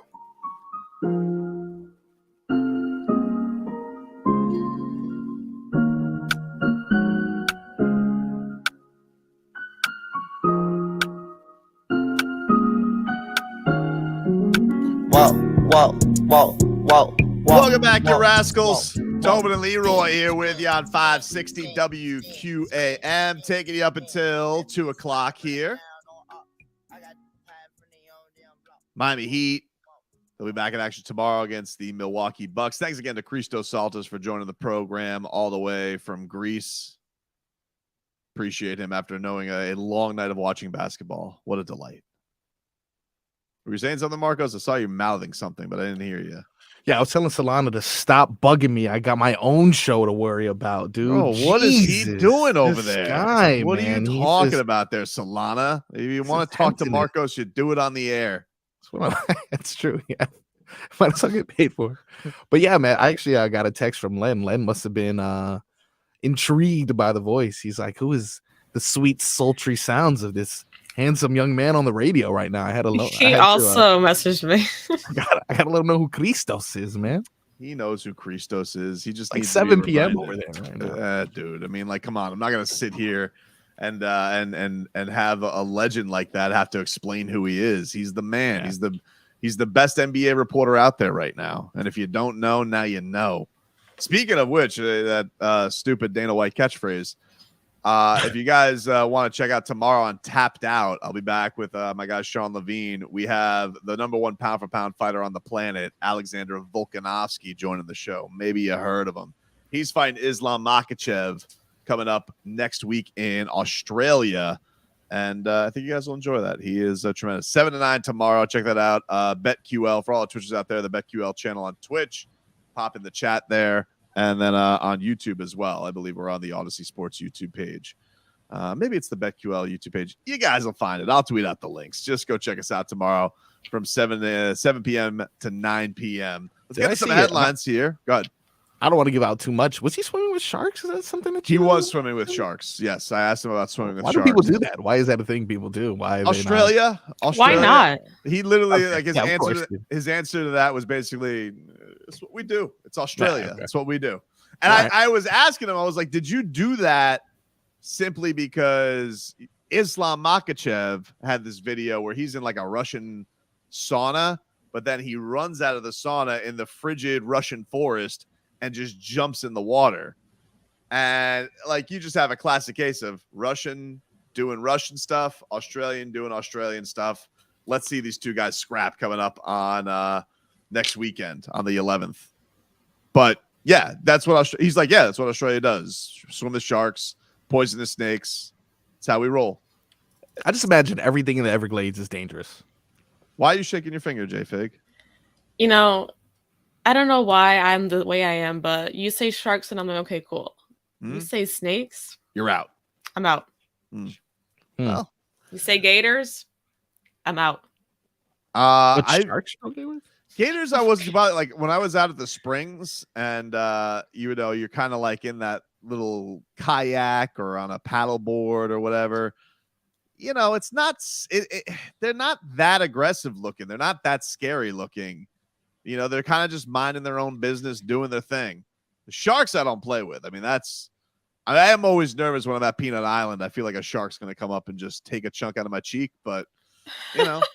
There's always that nervous feeling, but I don't know why I trust them a lot more than I trust gators.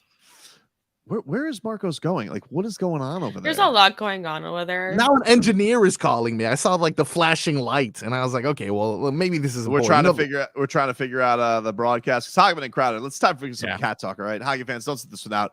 When it's game time, make Celsius a part of your play and get that energy up. Game day is fueled by Celsius Essential Energy Drinks, the official energy drink of the Florida Panthers. Today is the skills competition, and Hockman and Crowder will be broadcasting live from FLA Live Arena. So anybody, I saw yesterday that media day looked really, really cool. It looked like a lot of people were out there at the beach checking everything out. So that seemed like it had a nice turnout. So the NHL, I feel like the buzz from the NHL All-Star game has almost been a little bit better put together than it was for the MLB All-Star game years ago. So, pretty Looked cool. really cool. A lot of fun. Right now, you have coming up today in the breakaway challenge, you have Matthew Tkachuk. He's in that, and celebrity goaltender Roberto Luongo. So there you go, little cat connection there for that. And then for the splash shot, the competition is on Fort Lauderdale. The Ocean Spray Breeze. Is this the same thing? Yeah, I guess so. Matthew Tkachuk is also in that. The splash shot. There's a Chipotle pitch and puck using a combination of hockey and golf shots. And then there's hardest shot. All right. Sounds like fun. So get on out there. FLA Live Arena. All the stuff going on with the All-Star weekend here in the Cat's house. I can't skate. What do you mean? I can't skate at all. Can't ice skate? Can't roller skate? Can't inline skate? Have you tried? Yeah, but that whole like you gotta fall 100 times before you figure it out. I'm not a fan. Huh? Those falls hurt. Yeah, and everyone does a ice arena thing, and I'm like, yeah, that's cool, but I always come up with an excuse. Can you ice skate, JFig? No. Oh. I will hold someone's hand, and then Oh. I'll have both of us fall on the floor. Yeah. Yeah, I can barely walk. Okay. Wow. I can skate. So- They call me the ice demon. I can The get what? out there. They call me the ice demon. I Demon? can. Yeah, demon. I'm a Okay. demon on ice. Cool. Which you would think is like not productive because of hell and fire, but it actually is. Like it just can't be stopped. We're gonna hold you to that. Whoa, that was kind of crazy. Date South says web feet not meant for skating. All right. Yeah. Jeez. RB Richie called me a good swimmer too, and I do know how to swim. You really should. well. We'll get to some of your texts here. Guy says sharks kill less people than fallen coconuts. I actually can believe that. That's probably Really? yeah. I can can actually believe that too. Those No fallen way. coconut, those can be something, dude. Pretty wild. But death though. Another guy says Jimmy needs a little TTL. I'm not giving Jimmy TTL for a bad Knicks game. I mean, it was a bad game. I definitely would have liked more from Jimmy Butler. But he's Jimmy Butler. Like Jimmy Butler's had a good season. He has had a good season. It was unfortunate that he didn't do much yesterday, but he's not in TTL. If anybody's in TTL territory today, it's Kyle Lowry. But I don't even really, it doesn't even feel like I have to muster up TTL for him. It feels like if anything, it's STL, Spo Tough Love. You ain't playing in the fourth quarter anymore. I just don't understand why he says that I want to play in the fourth quarter. As a competitor, you want to be out there, but as like a smart person, which I believe he is, would you put yourself out there, Kyle Lowry? Like, would you put yourself out there? Well, I think that's kind of like the argument killer is like they've found some level of success without him.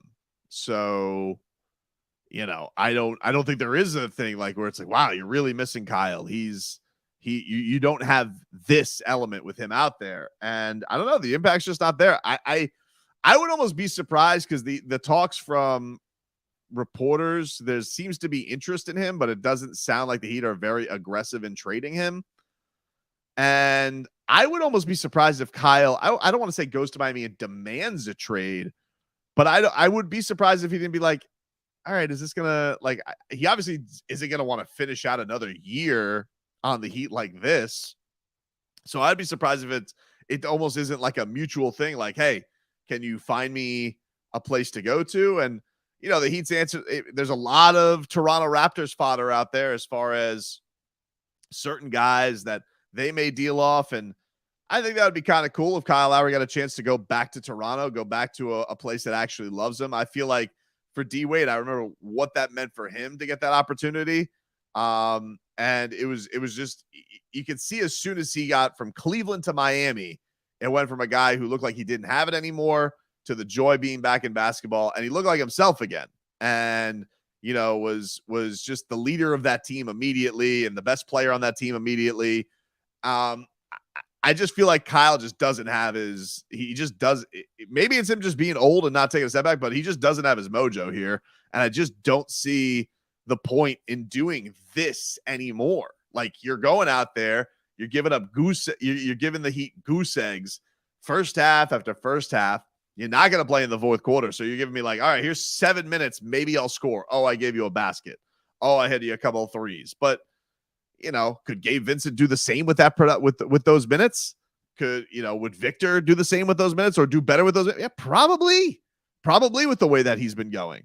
So I don't know, man. It's an unfortunate thing because, you know, the Heat do take criticism for saying they didn't do anything with this team and that they just ran it back.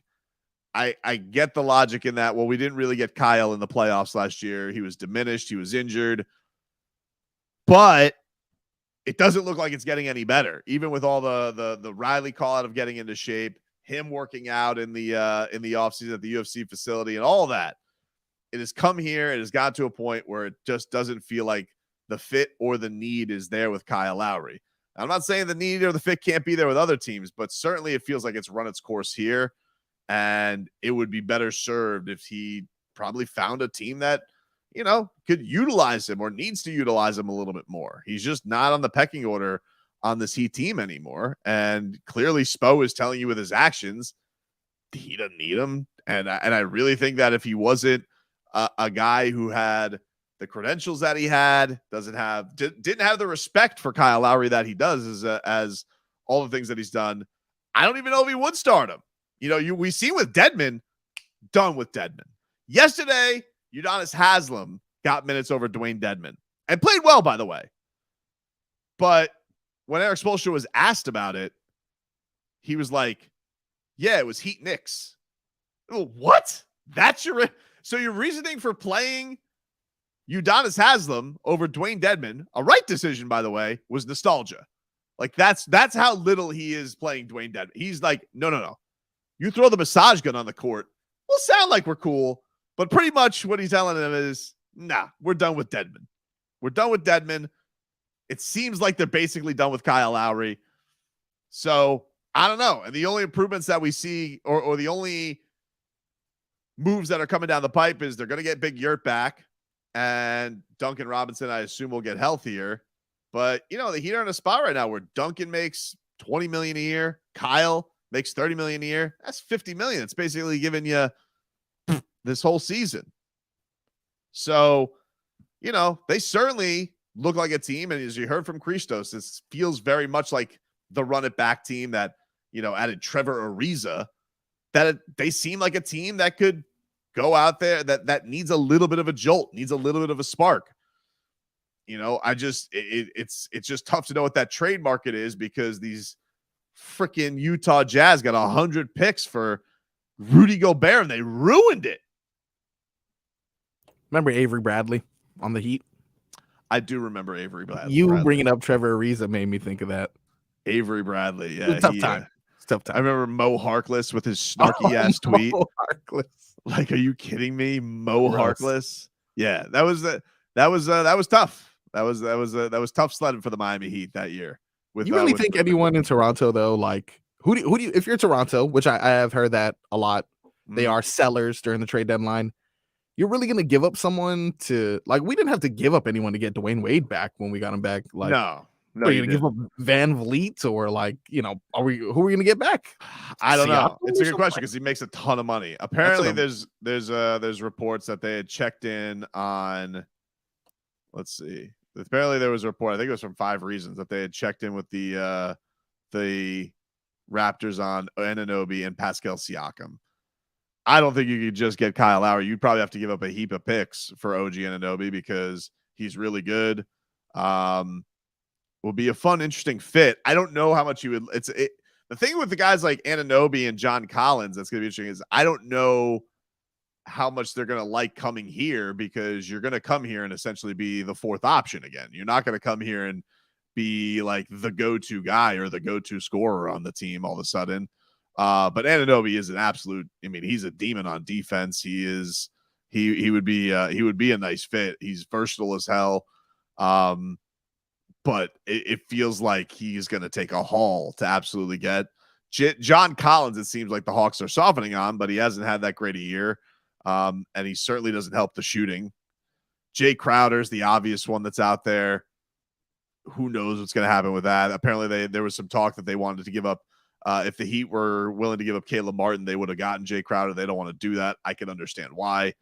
So it's a wild thing. And I see a lot of people are asking me to go out there and lash out on the Heat.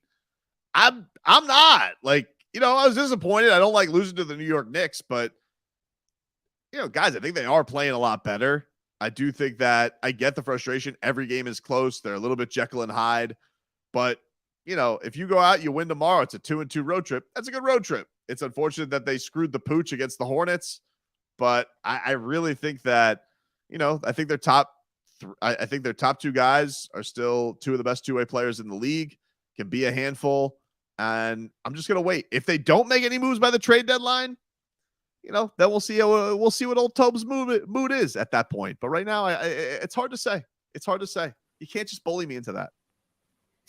No one's bullying you, dude. Dude, people are on the comments, and I don't like that. It's like, oh, please, Tobin, Yes, you do. Yes, dude, you do like people that. are telling me, "Oh, Tobin, just lash out." No, I'll do what I want when I want. Okay. Speaking of lashing out, Jake Paul lashing out at Bomani Jones. This was very spicy yesterday. We'll get to some of this, plus more of your texts, and I want to get back into this Brian Flores conspiracy that Leroy just completely dismissed before he went off to get his knee checked out again. You're gonna take advantage of the fact that he's not even here. Picking up steam. You don't have to look at it like that. You could just say, I'm revisiting a topic, I'm definitely looking at it like that. We'll take a break. Those are your headlines brought to you by the new Palmetto Ford Truck Supercenter. Why buy your truck at a car store? Palmetto Ford. We know trucks. Back after this. Super Bowl.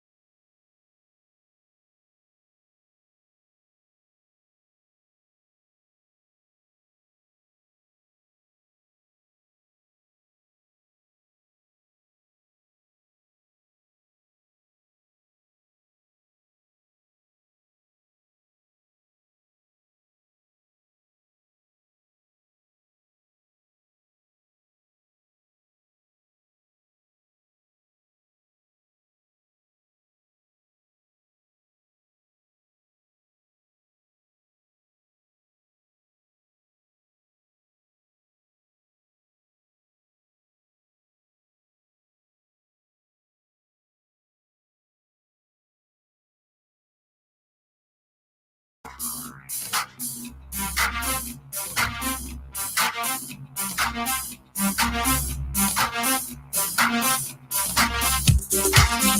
right, welcome back, everybody. Tobin Leroy. We're streaming live on YouTube. You guys can check us out, Miami 560 WQAM on YouTube and Twitch.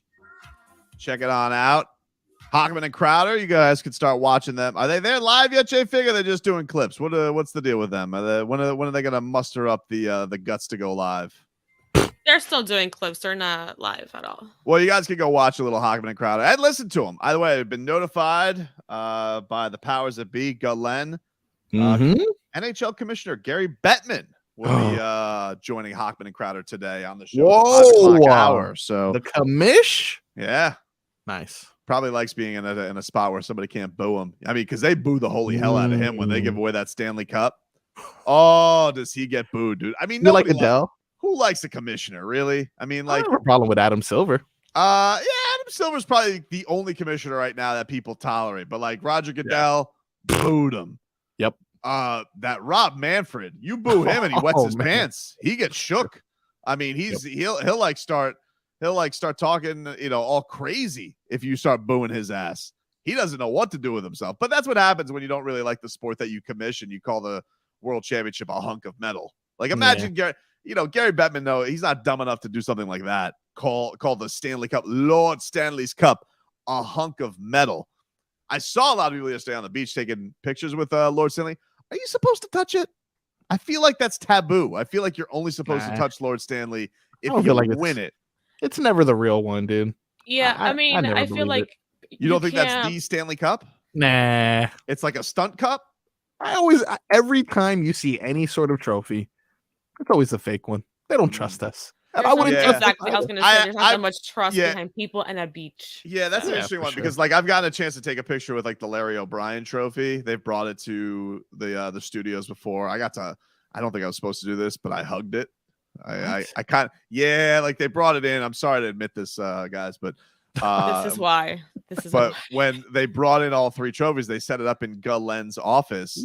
And nobody was watching it. I think it was like Bernie was there. What's he gonna do? He's a giant flame with a basketball nose. He's not gonna hit me.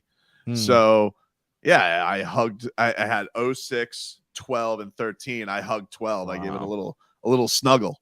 But you might be right. Why would they send? Like, I feel like the real ones are probably on Mickey Harrison's yacht. Like, why would they put real? I feel like they just buy.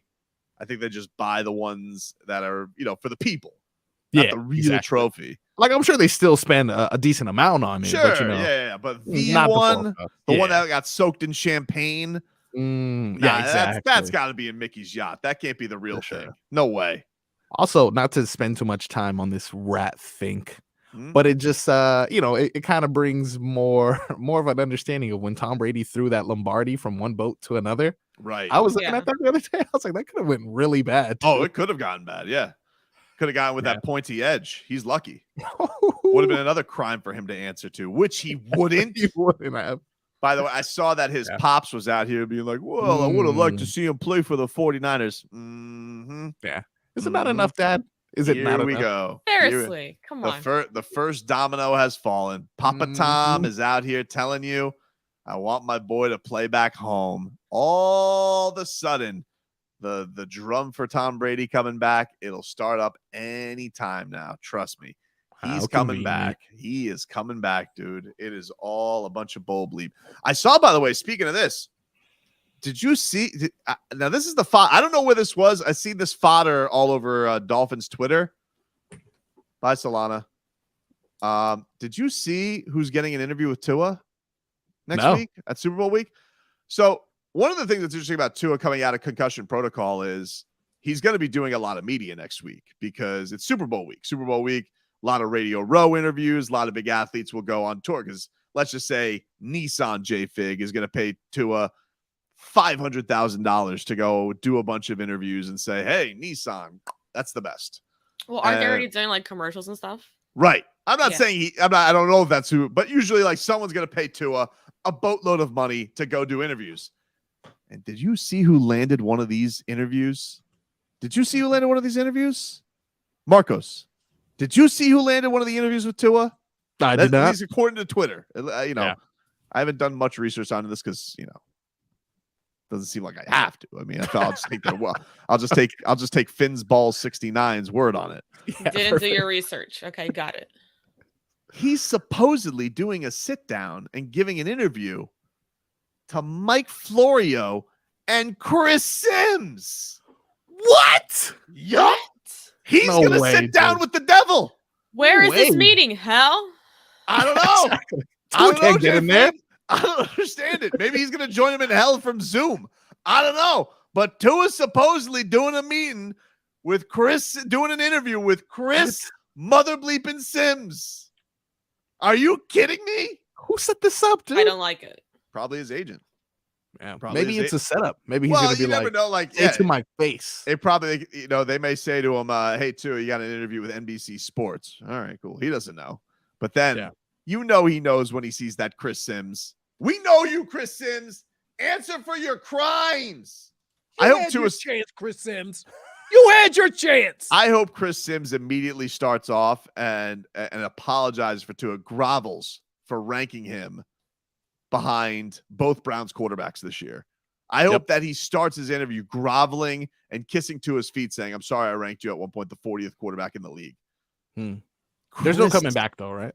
Chris Sims, are you kidding me? That's ridiculous. El Borre is saying that Billy Gill set it up and Stugat set it up. Is that true? They set this up through God Bless Football. How dare they? Oh man, I am so mad. If there's no coming back, Chris Sims. You made your choice, dude. There's a line in the sand. I think that you guys are going to seriously have this guy, him and Cowherd. You guys are going to sit there and you're going to smooch his ass. Well, Tua, you got through concussion. Oh, what a year it was. You got you smiling faces with hidden agendas. Good to see that God Bless Football, can get down to hell with their coverage. Speaking of interviews that got a little buzz. So, like I was saying, publicists will set these things up. Did you guys see Jake Paul get all sassy pants with Bomani Jones? Have you seen this making the rounds? I didn't even see that Bomani Jones had a HBO show prior to this. I had no clue. To be It was on yesterday before the All-Star game. They put it on because Turner owns HBO, and so they had so they played it yesterday. Game Theory, I think, is what it's called. So he was on yesterday before the All-Star picks. I caught a little bit of it, but not this episode. I think this episode coming up this week is the Jake Paul episode, which I think is it might air tonight. I think it might be the so the teaser. This Jake Paul was all in a kerfuffle because Bomani Jones seemed to ask him. I don't know how I don't know what led to this. I don't know because there was only a little teaser that they put out as a promo clip, 45 seconds. But Jake Paul just got a bee in his bonnet with Bomani Jones questioning. Here it is. After Tommy Fury, where do you go from there? What happens if you lose one of these fights? I don't plan on losing. I don't train to lose. Maybe that I feel like that's probably your mindset. A lot of people try to project their mindsets on me. No, I ain't no projected of a mindset. My question is, this is work because we're all surprised that you keep winning these fights, right? But if somebody does beat you, how much interest stays in this when it stops being a surprise? They won't. And I'm gonna be honest, bro. I don't know who the you are. My PR team set up this interview. All I know about you is that people don't like you. It sounds like two people who really didn't want to be talking to each other. It's like one of those things where it sounds like Bomani Jones's producers convince him to talk to Jake Paul because it gets ratings, and Jake Paul's agency says, "Hey, it's HBO. Of course we'll do it." But man, -1 for lashing out. Lashing out, Jake Paul. It's not that bad a question. Seriously, he's what happens? A question. What happens if you lose? And it is a fair question. Do people still care about Jake Paul when he loses? I mean, I don't know how much I care about him fighting Tommy Fury anymore. I wanted him to fight the first time around. I was like, all right, cool. Now I'm like, all right, they've tried to do this 6 times. This isn't Floyd Mayweather versus Manny Pacquiao. You can't just string me along. This isn't Spence versus Crawford. It's fake Fury versus Paul. It's all for the dramatics, I think. Yeah, I mean, it must be for sure because it seemed like you said it didn't seem like whatever Bomani said was that egregious. Not only that, he handled Jake Paul's initial response he says you must have like a loser mentality or something. And he just continued. He's like, no, that's not what I'm talking about. And then he continues his question. And then Jake Paul hits him with, I don't know who the hell He got a little hurt and in his Yeah, like, feelings. well, what and does then it that's matter? why Yeah, he like, had to well, lash out to protect it. Even if he doesn't know who he is, like, all right, who cares? Like, you don't know who he is. Like, so you would That's answer not that. something you really say, I think. You would answer that question from Stephen A, but not Bomani Jones. You would answer that question from Brian Kenny, but not Bomani Jones. It's a totally fair question. What happens if you lose? What is the mentality? What is the appetite of Jake Paul if he loses? I mean, I feel like that's all the appetite. Really, what everybody wants is to see him lose. That's the whole point of it. Especially in boxing. I actually heard Eddie Hearn. Eddie Hearn was on Levitard yesterday, and he was like, yeah, he taking on a boxer. Not a really good boxer, but he's taking on a boxer. Boxing is never going to give Jake Paul credit. It's never going to happen. MMA will. If he steps in there and fights MMA, Jake Paul will get some credit. MMA just does it better when it comes to giving guys credit for trying. Kimbo got credit. Kimbo was out there and he was getting into a cage. Nobody thought that Kimbo was an elite mixed martial artist, but he did two things. One, he brought exposure to the sport, which is important and a part of what Jake Paul is doing. But two, people gave him credit because it's really hard. And, Kimbo was basically a brawler going in there and going against guys with much more skill than he had. But, still was looked upon as, this window into a sport that nobody had really seen before on a big time stage. With Jake, it's kind of like, you're with, it seems like you're there for good reasons, but everybody kind of feels like it's still just a clout thing and that you're just there to pump yourself up and get these things. And I'm just like, are you there to prove that you're good at this, or are you there to get a lot of people to buy it? Because I don't feel like people are really interested in the journey of, is Jake Paul actually good at fighting? People are interested in, J-Fig, what do you want to see when you see Jake Paul? I want to see him lose. Right. And I don't know what the element of that is, because we've had him on the show a couple of times. Seems like a perfectly fine guy. He's like a nice guy. He was a perfectly nice guy when we've had him on the show. But we want to see them Paul brothers lose. They are obnoxious. Even though that brother of his seems to be a pretty good wrestler. Yeah. Also, he did a deal with UFC recently. I thought it was for fights. It's energy drink though. Energy. I knew that a mile away when he was like, "Oh, big announcement coming, Dana White." And I was like, "Yeah, it's gonna be for like a sponsorship. He ain't fighting at the UFC." Well, they got me. They duped you. You actually thought that he was gonna be the next CM Punk. He was gonna step in there with no experience. I mean, Brock Lesnar did it, right? Brock Lesnar didn't do it. I thought Jake Paul should have done. Instead of Jake Paul going to PFL, he should have gone to the UFC. Like, just do it. Because I feel like he'll sell a lot of tickets, bro. Of course, because people want to see him get his ass kicked. That's the whole point. So when you get into this whole thing of, oh man, well, that's the loser mentality. I don't plan on losing. Well, you gotta, like, the whole point when you go and fight all these old guys, and now people start to think, okay, Jake Paul doesn't suck. That's the whole thing when he took on Ben Askren. We're like, Ben Askren can't punch to save his life, but he's been in there with killers. There's no way he's going to lose to Jake Paul. Jake Paul smoked him. With Tyron Woodley. Tyron Woodley hadn't won a fight in years. But come on. He's one of the heaviest hitters in UFC pound for pound. Jake Paul flatlined him somehow. So, now we're getting to the point where, like, all right, well, what is the thing that gets him to lose? Because I'm not really looking at Jake Paul to make this monster run in boxing to become this stud fighter all of a sudden. But anyway, don't be so sensitive with Bomani's questions. Very testy, dude. I'm not gonna lie though. I got to see the rest. I mean, listen, it's a good promo clip. It will get you to tune in and watch the rest of the interview for sure. We'll take a quick break. Speaking of getting a little sassy, you're dead to me is next. You're dead to me. What's up, everyone?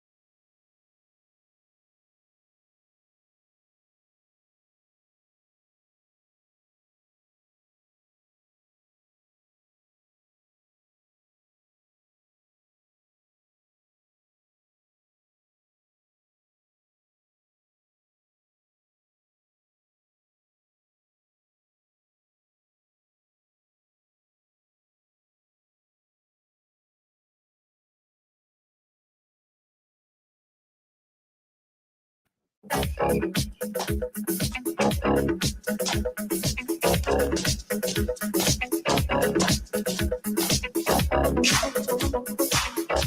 right, time to grab the casket and throw some dirt in the grave. Our favorite Friday game. You're dead to me. Go around the virtual room and say who's dead to us.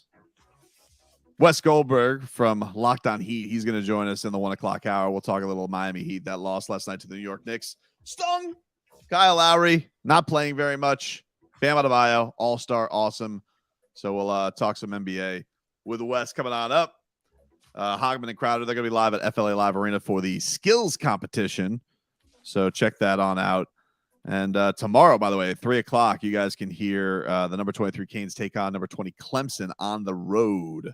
So we got that for you here on 560, as well as Heat and Bucks tomorrow. So a very packed day of hoops going on.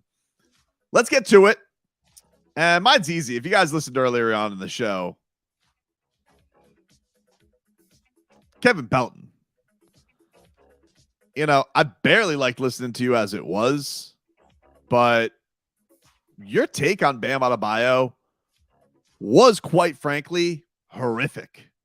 And I could just say I shan't be going to him any longer for my numbers analysis when it comes to the game of basketball, because clearly this guy doesn't know what the hell he's watching, where he's out there and has the audacity to say, Bam Adebayo. And I don't know what the numbers nerds are doing with this. Him, Hollinger, same thing.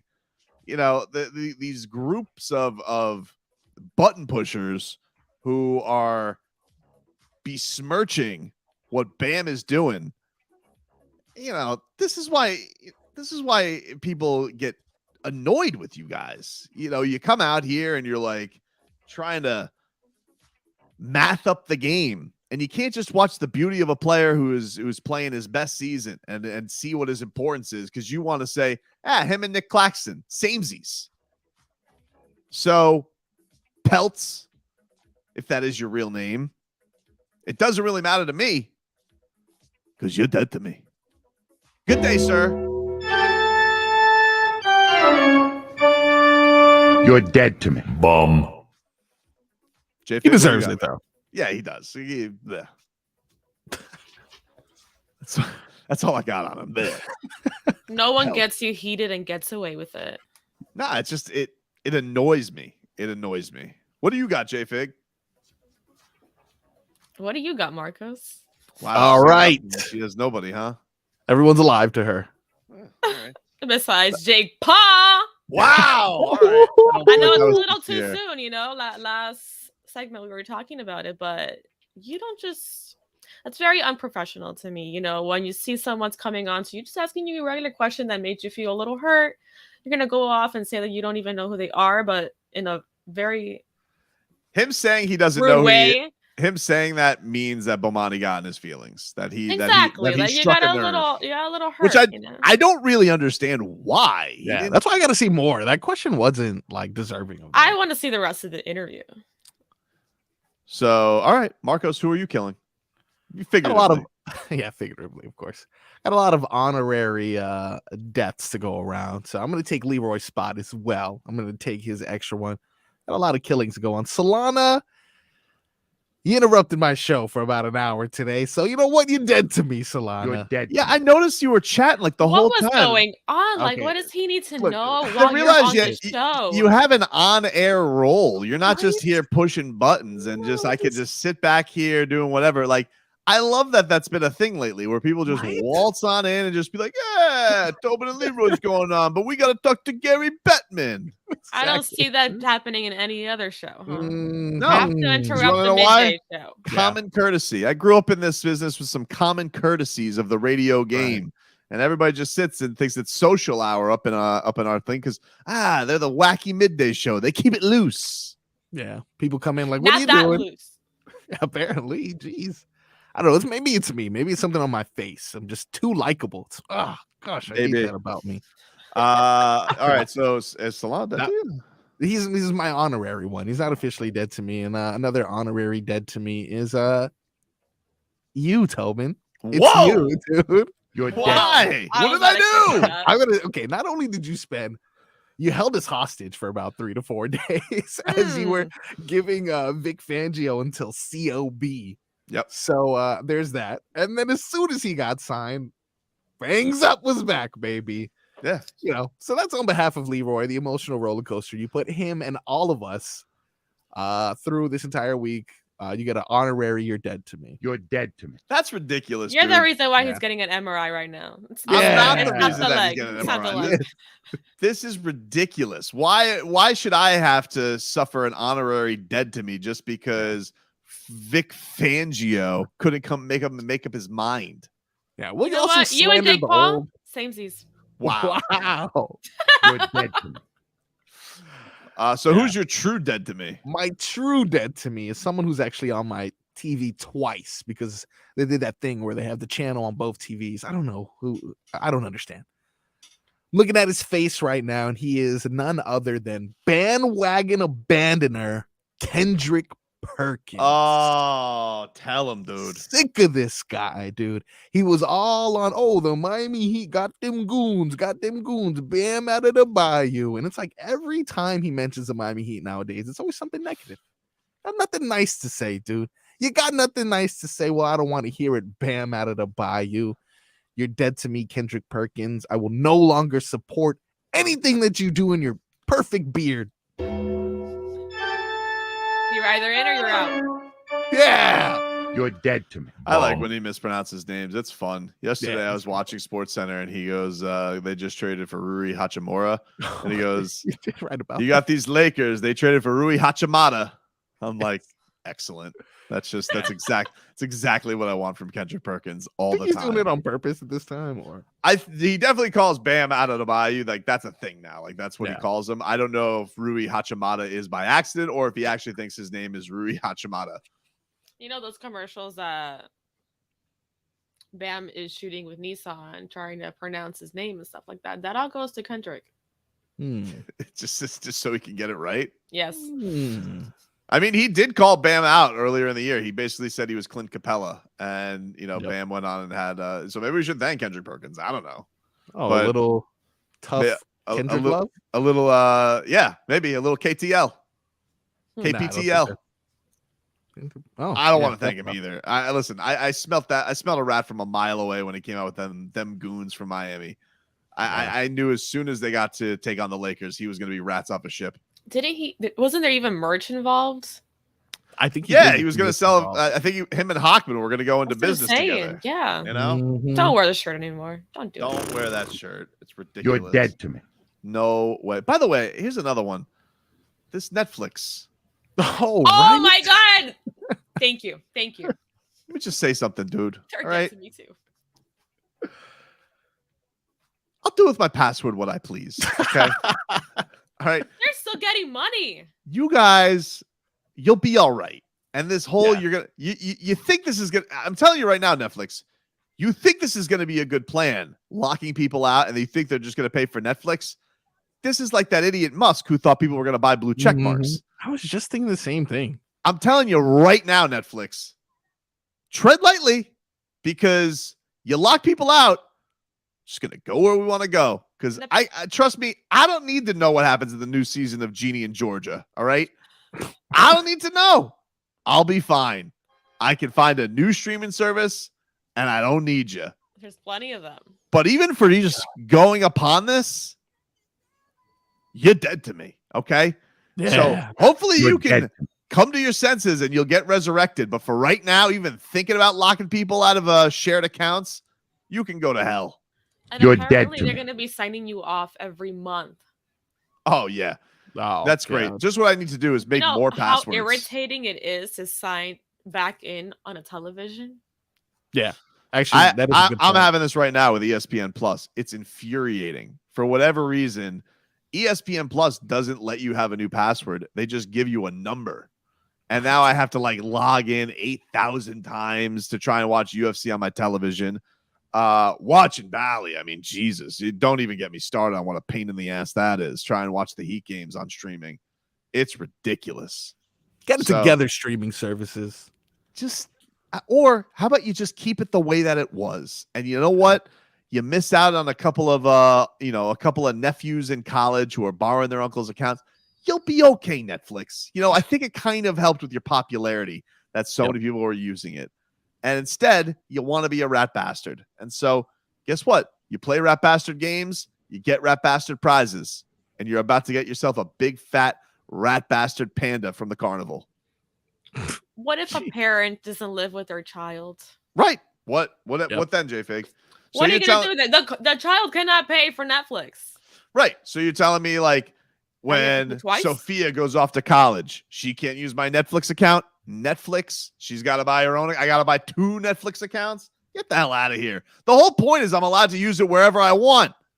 All right. If I want to watch Netflix on, at Starbucks, I can. If I want to watch Netflix out by my pool, I can. If Airbnb, right. I can. If I want to watch it in Tennessee, fine. I like but it. You guys think I'm gonna stick around? Why, for another Pam Anderson documentary? No thanks, dude. All right. Another one. Yeah. Well, yeah, because they made the show on Hulu. She Yep. didn't like it. She didn't even approve of it. So she I can wanted see to that. do her own story. Oh And man. now it's on Netflix. Oh, I guess I'll never see it. Yeah. That's your dead to me. We'll take a break, get you caught up with your headlines. We'll talk some Heat next hour. Wes Goldberg from Locked On Heat's going to join us. We're back with more after this. You're dead.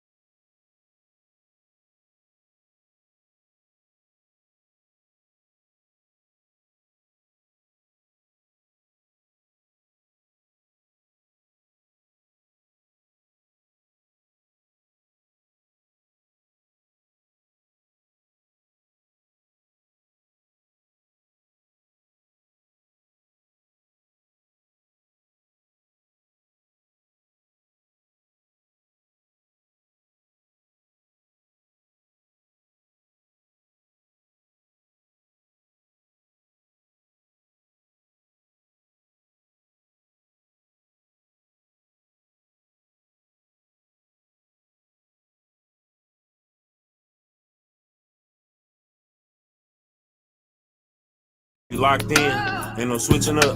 Brody came home, went to pick him up. Kill my mans, I'm riding with a picture up. Shoot back to the crib, went to pick the switch. All right, welcome back. Tobin Leroy here with you here on a Friday. Take you up till 2 o'clock, last hour of the show here.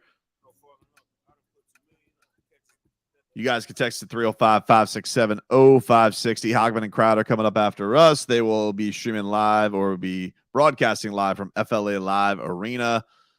Commissioner Gary Bettman is going to join them in the 5 o'clock hour today. So you guys can check that on out and see what the boys have to say from the NHL All-Star Skills Competition today. Matthew Tkachuk in a couple events to rep your Panthers. We're going to talk some more Heat with Wes Goldberg coming on up as the Heat lose last night to the Miami Heat, lose to the New York Knicks 106-104 on the day. Bam Adebayo was named to his second All-Star team, and Kyle Lowry yet again not playing in the fourth quarter. So plenty to cover with Wes. We'll get to that, but let's get to some headlines here, brought to you by the new Palmetto Ford Truck Super Center. Why buy your truck at a car store? Palmetto Ford. We know trucks. Yesterday, the Dolphins, they made another coaching move, and they parted ways with their offensive line coach, Matt Applebaum. He is now fired. All right. They have Making moves. Making moves, dude. McCochin didn't like how they were blocking, so he sent them packing. Hit the bricks, Applebaum. Yeah. And for the most part, you said that they had an improved year blocking, too. So guess it wasn't enough. I feel like everybody thought that. I feel like everybody was looking at them and thinking to themselves that this was an improved offensive line. I mean, hard not to be when you signed Teron Armstead, but I do think that they wanted a little bit more from the run game, and I think that was the big concern because they didn't give up any sacks this year, but you could also say like Tua Tagovailoa had a quick release. He was so good at getting rid of the football. So I can see why they would want some improvement there. I don't think it's crazy. I think the thing that's just frustrating if you're a Dolphin fan, it just feels like this cycle of the offensive line is a never-ending saga. They're always changing O-line coaches. They're always moving stuff around on the O-line. They've been trying to get this right combination together. Like I think Dolphin fans would just like probably a run of like 3. Can we get 3 years of things just fairly consistent? Because they did good with the free agent moves. They did good with the free agent moves because Teron Armstead was good when he played. Connor Williams, he was good. They moved him to center. People didn't think, is he going to be a couple high snaps here and there, but he was an Iron Man for him. I think people feel okay about Robert Hunt, but it's just like they never can quite get that connection. Now you have 2 high draft picks with Liam Eichenberg and Austin Jackson. You're like, do we really trust what these guys are going to bring to the table? I don't know. And I think that's going to be an interesting thing is maybe, he looks at this and is just like, hey, these guys suck. They're not going to do anything. They can't turn into anything. And maybe they're looking for somebody who can actually get the best out of those guys. And it's hard to know with Austin Jackson because, you're talking about 2 nasty ankle sprains. So how can you know what he's going to be? But I don't feel like people were very impressed with him. And I also don't think that when they lost them this year, it almost felt like the line got better, not worse. So that'll be an interesting thing to check out. It's obviously not as sexy as Fangs, which, by the way, how about this report? So Albert Breer, he is reporting that Fangs is going to get $4.5 million a year to be the defensive coordinator for the Dolphins. That's a lot, I'm assuming, because they were going to make him the highest paid. But for some reason, I just imagined it'd be more. Really? Well, maybe I don't know maybe there's some under the table deals. Fangs is working the back room, but this only goes more to my point. Like, dude, what took you so long with making this decision? Like, you really had to put this into a thing where, like, let me see what I could do. Let me see what I could string along here. Can I make him sweat a little bit more? They offered you that kind of money as an assistant coach, and we had to be strung along here. Wow. And that's a lot. I'm looking at it. It's $1 million is the average of what a coordinator makes, more or less. Some obviously some could be more, some could be less. That's what an average is. Okay, Tobin, I didn't need the anyway, $4 million Now I understand. It's a lot of cash, dude. It's a lot of cash for defensive coordinator. It's crazy. J Stud says, for some reason I was expecting it to be something like 7 million. I don't know. For some reason, that's what I thought too. I don't know. Maybe they're offering Fangs a little slice of the team too. He gets a little piece of that Fergie ownership. Might as well. I mean, what you said? It's 3 years or 4 years? I think the report was 3 years with a team option for a 4th. Nice. UCF Andy does make the point though. He's going to get that OnlyFangs side money. That's just true. Be rolling in the dough. Makes a really good point there. Yeah, solid. Well, that's a point, right? That's what we have this for. Point for Twitcher. Just a wild thing. But yeah, man, I saw that. I was like, wow, this thing. Now the interesting thing, getting back to this Flores scenario that's going on in Denver. You guys really don't think there's something to my to my conspiracy theory that he's trying to catch Sean Payton in a web of lies or a web of truth, a weak moment? Because that is an interesting thing. He's going to maybe take that job for the guy who essentially sabotaged him out of a job. And you don't think it's crazy that Brian Flores would go on that interview, okay, to see if he could get a moment of Sean Payton saying, you know, Flores, we had it planned all along where I was going to take over for you in Miami. And then Flores is like, thank you very much. Gotcha. And then just walks out with that evidence. You don't think you don't think you are somehow right by any of this? That's no, man. He's not though. You just think he wants to coach. You've been attacking Brian Flores' character.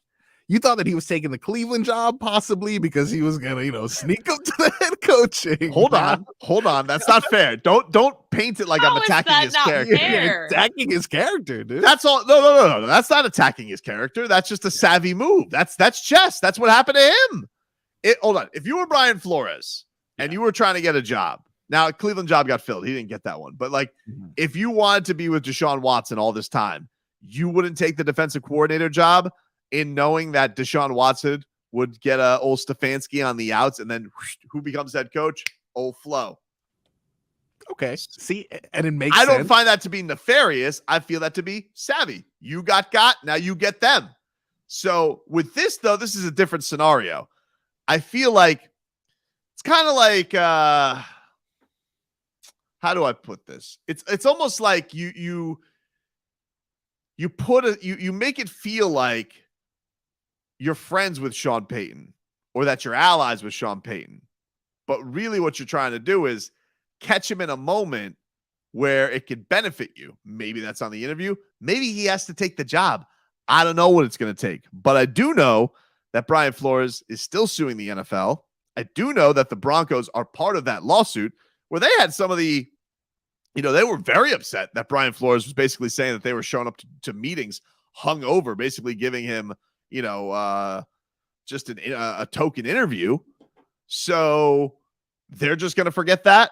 Okay, we'll do what Sean Payton says, just like we did with the Vic Fangio, close to pursuit.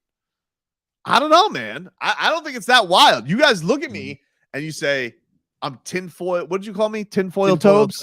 Dude, I'm not tinfoil. I don't find these to be that outlandish or that crazy a leap. You have Brian Flores walking around the Denver facility in a trench coat with a wire on, just waiting to go, aha! Just let him know that he's wearing a wire. No, you don't let him know you're wearing a wire. You bring it back to your lawyers, and then you use it for evidence in the lawsuit. Is that evidence allowed to be used? You captured it without him knowing. I don't know. How about this? What about court of public opinion? What if it happens to get quote unquote leaked? Oh yeah. Oops. There you go. There you go. What if they don't know that he's the one that leaked it? Yeah. All of a sudden happens all the time. Now it's just Sean Payton makes joke about Brian Flores losing his job and he was going to take over for him in Miami. And then all of a sudden that's it. How is that not going to make the court case? Of course it does. Of course it does. Classic move though. This is a classic New England move. Maybe he learned this during his time there. When the block gets a little bit hot, you ruin another franchise. Tom Brady did it to us. Now he's trying to ruin Denver. I get it. It's not even about ruining Denver. It's not even about catching Sean Payton, because Sean Payton's not going to get sued. It's about the NFL. Like, how can he win the case? And yeah, I get people who's like, oh, he just wants to coach again. Great. Maybe he does. But also, I think he wants to win this lawsuit. And sometimes you got to get your hands dirty. So, you ask all these players to put their hand in the dirt. He can get his hand in the dirt a little bit. So how does that conversation even come about? Like, oh, Sean, please tell me about a little hobnobbing back and forth. Oh, the old love to hobnob. Oh, Sean Payton's old. The old love to hobnob, dude. So like, he's like, I saw you guys were going after Vic. He goes, yeah, it didn't really work out. He goes, listen, we and I like it. We were gonna work together. That was the plan at one point. He goes, oh, really? When? And he goes, well, funny enough, you should say that, Flo. Now that we're gonna bring you aboard. Yeah, we were going to be the plan for replacing you in Miami. Steve had it the whole time. Oh, really? After I had the back-to-back winning seasons? Yup. Okay, so they're just openly talking about Sean Payton's like, oh, funny you mentioned this, Brian. Yeah, because what's it going to matter to Sean Payton? He's not in trouble. Yeah, but I mean, essentially, it's kind of like it's kind of a job. Yeah, he did, which is why if you're Brian Flores, you got to use his ego against him. But it's the same thing. Like, don't forget how this whole thing blew up. Remember that it was Bill Belichick who that's right. essentially texted Brian Flores, congratulations, instead of Brian Daboll. Yeah. And people are like, well, did Bill Belichick do that on purpose? Or did he do that to screw the Dolphins? Why would he do that? You're talking about the most nefarious mind in all of sports. Who happened to work for that nefarious mind? Why would they do that? Brian Flores. Wow. It's all there, dude. It's all I'm there. telling you right all now. The pieces are coming and together. Look, yeah, good for Brian Flores. He's got to do what he's got to do. But when I saw that, I'm like, wait a minute. He's still suing that team. He's got to know that Sean Payton was going to be the plan all along in Miami. There were reports. There were terms of deals that were out there. Didn't Dave Hyde report? They already had the terms of Payton's contract. Wasn't it like $25 million he was going to make down here? So Brian Flores, you don't think this guy's been taking, as a person who's putting a lawsuit together, you don't think he's taking notes of all this stuff, making notes all along the way and how he could make his case even stronger? How do you make it even strong? How could it possibly be stronger than getting it straight from the horse's mouth? And I'm not talking about John Elway here. You go and get it from Sean Payton that, yeah, I was going to get that Dolphins job all along. And, maybe it takes him taking the job to get that evidence. But I think he's going to get that evidence, dude. Okay. That's what I think he's there for. I don't think he's just there to take a job. I don't think he's there to let bygones be bygones. Yeah. So he's there on another mission of some sort. He has an ulterior stealth mission, dude. Stealth mission for Brian Flores. Yes. You don't think the guy just wants to coach after possibly losing his career, being a head coach, accepting a position that, I don't know, he was the assistant janitor in Pittsburgh for all I know, because he just wanted to coach so bad. You don't think he's just trying to coach. You think there's a plan behind it. Nope. Don't think he's just trying to coach. Because I feel like there's other places he could go coach. Yeah. Taking an interview with Denver is a little bit weird. It is a little bit weird. I will give you that. It is a little bit weird. Again, they are a part of his lawsuit. Sean Payton did cost him his job. I see what you're saying here. I get it. Thank you. But it's just too much. I don't imagine Brian. It sounds. Look, it's okay, Marcos. Leroy's not here. You can agree with me. It's okay. You're not going to get in trouble. J-Fig, you're very silent in all of this. It's okay if you agree with me in this. Leroy is not going to. Don't try to put me in. Because you guys are. I'm here just trying not to have construction trucks and Scooby barking on the screen. Let's just say what's what. You guys let Leroy bully you into thinking that I am a conspiracy theorist. theorist. Leroy doesn't bully me. You're bullying us now. You're bullying us into I'm not into bullying being on you. your side. I'm telling you right now, something's happening here with the Brian Flores interview. Something's happening here. Something is happening. Why would they do that? Okay. Exactly, dude. Look, I'm gonna mark this. I'm sure the There's results people, of this interview. There's people on Twitch saying that this is illegal. You're illegal, Tobin. Your thoughts are illegal. Oh, it's illegal. Like nothing's ever leaked before in the history of mankind. It's illegal. No, they can't use it.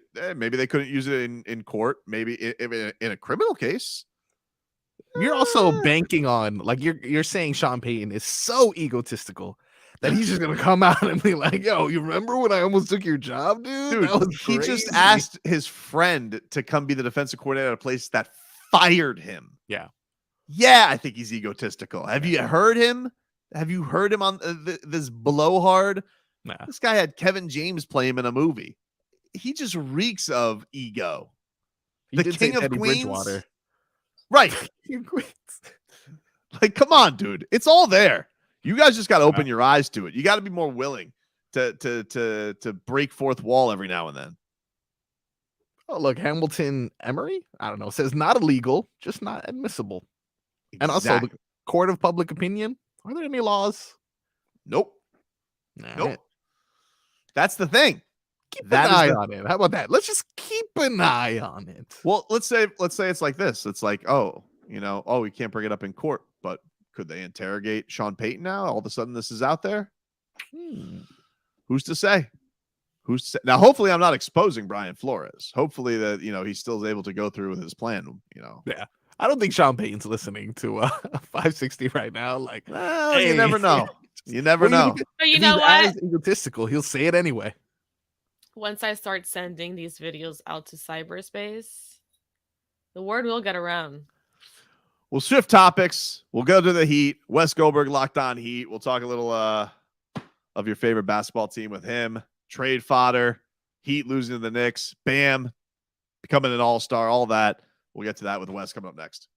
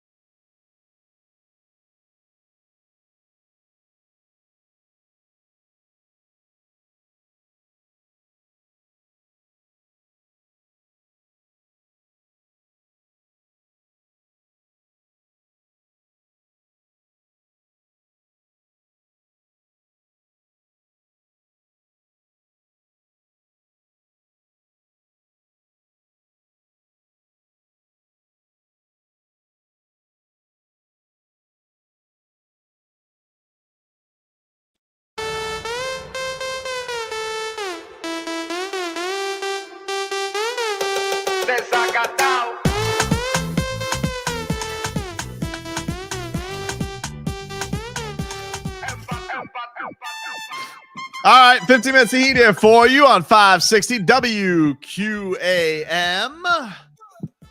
Take you up till 2. If you missed any of today's show, you guys can get the Tobin Leroy podcast on all your podcast platforms. We're streaming live on YouTube and Twitch. Miami 560 WQAM is the channel there. Heat lose last night, 106-104 to the New York Knicks. And we'll talk about it with our guy, Wes Goldberg from Locked On Heat on the Kendall Toyota text line. Shop over 1,500 Toyotas, the Toyota of Hollywood guest line. Shop over 1,500 Toyotas indoors in one of America's largest showrooms at Toyota of Hollywood on 441 between Hollywood and Sheridan. Wes Goldberg from Locked On Heat. He joins us there. What's going on, Wes? How are you, man? I'm good, guys. Thanks for having me. Yeah, man. It's good to have you, too. So, biggest takeaway from last night's game, another close one for Miami. Lose a tough one, basically, at the buzzer. Tyler misses the game-winning 3. What were your biggest takeaways from last night? Well, the big one was I thought that the Cavaliers win was one of the better wins for the Heat all season. The Cavs are obviously a playoff team. They're looking like Eastern Conference contenders for large parts of the season. They're fully healthy, and the Heat just haven't had like a lot of those kinds of like quality wins. And then you had a chance to do the same thing against the Knicks, and you didn't. Losing that game, they were really disappointed. Talking to the coaches and the players afterwards, like it wasn't the most impatient and maybe the most upset that they've been this year, but it kind of reminded me of like those losses to San Antonio in Miami and stuff. Like they thought that they should have had that game, which I was a little surprised by, honestly, because I didn't think they played all that well outside of Bam and Max Strus hit a couple of shots and other than that. But the fact that they even had an opportunity there with Tyler Hero to take that shot from the corner to go for the win there with that 3-pointer, the fact that they even were able to get it that close again, I thought was pretty surprising because I didn't think they played well at all. I didn't think they had any business winning last night's game. So just the fact that they had a chance to steal one on the road like that was all of that was surprising to me, including the reaction afterwards and just sort of how disappointed the team just felt because it felt like they felt like they were building on stuff. And obviously this game has so much meaning in the standings when you're looking at Miami being 6 and the Knicks being 7. So I think they went in there thinking that they were going to win. And I don't think Spo was happy with overall just the performance that they put together.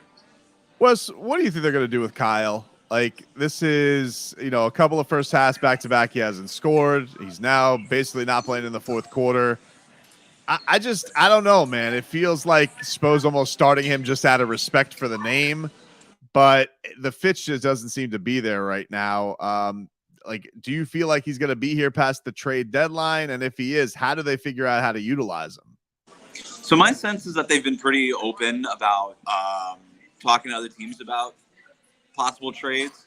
The hard thing about Lowry is I don't really know the deal that makes sense. I don't know. I know that like the Timberwolves trade has sort of been out there for D'Angelo Russell. I don't know that D'Angelo Russell is a fit in Miami culture-wise and all those kind of things. And then obviously there's the Clippers out there. They're looking for a point guard. That to me makes the most sense. But Kyle Lowry's not at the top of their list. I think they're going to be looking for somebody like Fred VanVleet or even Mike Conley. But if they don't want to part with the draft capital, or if they're unable to get one of those guys, then maybe Kyle Lowry is an option for them. But when you're really looking at what that trade would look like, you're probably not getting much draft capital back, if anything. Maybe some second rounders or just something like that. No first round picks. You're probably getting somebody like Reggie Jackson or Robert Covington or maybe a Luke Kennard or a Marcus Morris back, who are, they're fine. They're like okay rotation players. But you're not really going out and getting a real difference maker if you're trading Kyle Lowry. That said, there could be some motivation by the Heat to just get rid of Kyle Lowry because of his contract, right? Because this is a team that has a couple of extensions kicking in next year. They're going to be deep into the tax. They need to find ways to save money. And if Kyle Lowry, I think it's gone a little bit too negative against him from the fan base a little bit. I think he's still a helpful player, but he's also not worth the almost $30 million that you're paying him right now production-wise. And he's just not producing. He's not producing. Like you said, he's not playing in fourth quarters anymore. I do think that he's dropped down in the pecking order. I mean, last year he was just in Sharpie, part of the closing lineup, and he's not that anymore. And that's everything that you need to know. Spoelstra can go up there in post-game press conferences and say, hey, he's our QB1 Hall of Fame quarterback, blah, blah, blah, nothing but respect, future Hall of Famer. But actions speak louder than words, and you're not playing this dude in the most important moments of games anymore. And that to me is meaningful, and it means to me that Kyle Lowry is no longer part of the core of this team. And then that presents those other questions is, okay, if he's not part of the core, do we trade him? And what does that kind of deal look like? And what would we be willing to give him up for, if only just to get some of that cap saving next year? And if you're making a move like that, what does that say about this year? If you're making moves to try to save money for next year. I just think the thing that's become fascinating with him is that I got the idea of having him last year. It was almost like, training wheels for your two young guys in Bam and Tyler. I don't feel like they need him anymore. I feel like the chemistry that Tyler and Bam have together, on top of, Tyler's growth as a playmaker and Vic being a contributor this year, I just feel like he's kind of phased out. I don't know how much he has left in the tank, and I agree with you. It's probably turned to negative. I don't necessarily even think this is a Kyle's washed thing. I don't know how good a fit he is here anymore. That's exactly it. I mean, he's talked about this. He's like, okay, more of my shots now are sort of the catch and shoot variety. I've got to play off the ball a little bit more and try to figure out a rhythm offensively in that way. And look, those opportunities are there. Like, he's getting the shots. I don't even know if it's like a in rhythm thing. Those shots just aren't going in, and maybe it's part of his age. He's front rimming these 3-pointers and stuff like that. But even beyond that, the offense last year, the one that Kyle Lowry joined as a free agent, that was built around Kyle Lowry and Jimmy Butler doing their high basketball IQ, bully ball kind of offense. That is not the offense that he is part of anymore. Now it is Tyler Hero and Bam Adebayo, two-man game, pick-and-roll stuff, Jimmy Butler finding his spots off of that, and then Kyle Lowry having to find his spots off of that. Like, the offense goes through Tyler and Bam now, so I agree with you completely. Like, he's not really needed. I think even if you traded Kyle Lowry, I don't think that you even elevate Gabe Vincent into the starting lineup. The way this offense runs now, you just move Tyler back to point guard, put somebody else at shooting guard. Maybe it's Victor Oladipo. You give him the starting job. But the offense is still going to be Tyler Hero and Bam Adebayo running that pick and roll. And there's enough playmaking now between Tyler, between Bam, between Jimmy, that just like Kyle Lowry is so unselfish that it's become not a fit in the offense. It's almost to a fault now, because you just need players to be unselfish and take those shots that the main triggers of the offense, which again are the Tyler Hero, Bam Adebayo pick and roll, Jimmy Butler post-ups, those main triggers are getting you those shots. And now Kyle Lowry is less of a shot creator, and he has to be more of a shot maker, and that's just never really been what he's done in the NBA. And so I think it's been an adjustment for him. And if you could repurpose that money and that salary cap slot and all that stuff to somebody who's more of a fit, then I think if you're the Heat, you kind of have to look at that. Talking to Wes Goldberg, you guys catch him on Locked On Heat. Does a fantastic job with David Ramil covering the Heat every single game. They do a great job on their YouTube page and all podcast platforms. One more before we get you out of here, man. Yeah. You seem Jimmy Butler. You think he got snubbed on the All-Star game? Great. We're happy Bam made it, but you feel like Jimmy Butler should have as well. Jimmy Butler should have made it. I understand if it's the availability thing, but once Zion made it as a starter in the West, games played didn't matter anymore. And so the fact that there were so many issues with all the reserves, honestly. But if we're talking about Jimmy Butler, there's also that argument. Well, if Jimmy Butler, of course, he's an all-star, but if he got snubbed and you think he should be on, who should be off? And usually that's a pretty good argument. It's like, yeah, you know what? There's only a limited amount of reserves. There's only a limited amount of all-star spots. But in this case, Julius Randle over Jimmy Butler, come on.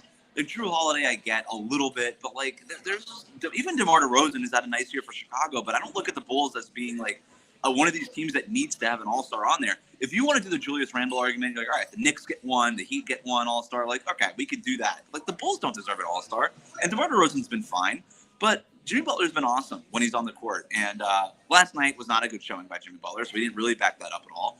But I thought it was ridiculous. Jimmy Butler's an all-star. He should be in there. And so he got snubbed. But I do want to try to focus the conversation a little bit on All-Star, on Bam Adebayo making it, because he got snubbed last year. And the fact that Bam made it is huge. And I think it's very meaningful, by the way, that when the coaches had to give the Heat an All-Star, because you look at the reserves that they picked, and they're like, all right, each team gets an All-Star. When the coaches were looking at who did the Heat get, they didn't go with Jimmy. They went with Bam. And that, to me, is pretty significant when we're talking about Bam's status in the league and the respect that he's getting from coaches, rival players, and things like that. The players voted Bam really high. The coaches voted him really high. The national media voted Bam really high. Bam doesn't really have the fan support that he needed. That was the issue in terms of him getting more votes and getting into one of the starting spots potentially. But I think the fans will catch up next year. but he's got nothing but respect, the utmost respect from people who know ball across the league. Appreciate the time. Where are you going to eat? What do you got going on there? What are we waiting for? I just had lunch. I'm still in New York, so I apologize for some of the background noise here. I tried to Not a find problem quiet at all. It was either this or stand in the 20-degree weather. So I was like, you know what? They could deal with a little bit of background noise. Are you? What did you like? Because it kind of looks like a Flanagan's, but obviously it's New York, so it's not. What did you? Eat for lunch? Flanagan's would be wonderful. What is this place called? The Malt House. The Malt House. So I just had a buffalo chicken sandwich. It was solid. Yeah. Really man. good. Are you going to Milwaukee, or are you on your way back here? I'm coming back tomorrow morning. Back to Miami. No more cold weather for me. All right, buddy. Safe travels. Thank you for giving us some time. Thanks, guys. There you go. Wes Goldberg. Check him out. Locked on Heat. Does a tremendous job.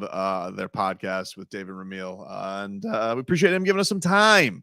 Malt house? You're not fooling anyone, New York. That's an ale house. Come on. Malt house? Dude, what? You think they're just switching it up on us? They're just switching the name on. Oh, no. This They just made it a lot fancier. I just got Malt house. I just got really jealous because I was like, man, I really want lunch. So I You was just know what? I've noticed we get very hungry. Like around this, This slot is now. this is the time slot to be hungry. Yep. We're hungry, dude. I'm We're hungry, dude. people. I'm ready starving. ready to go.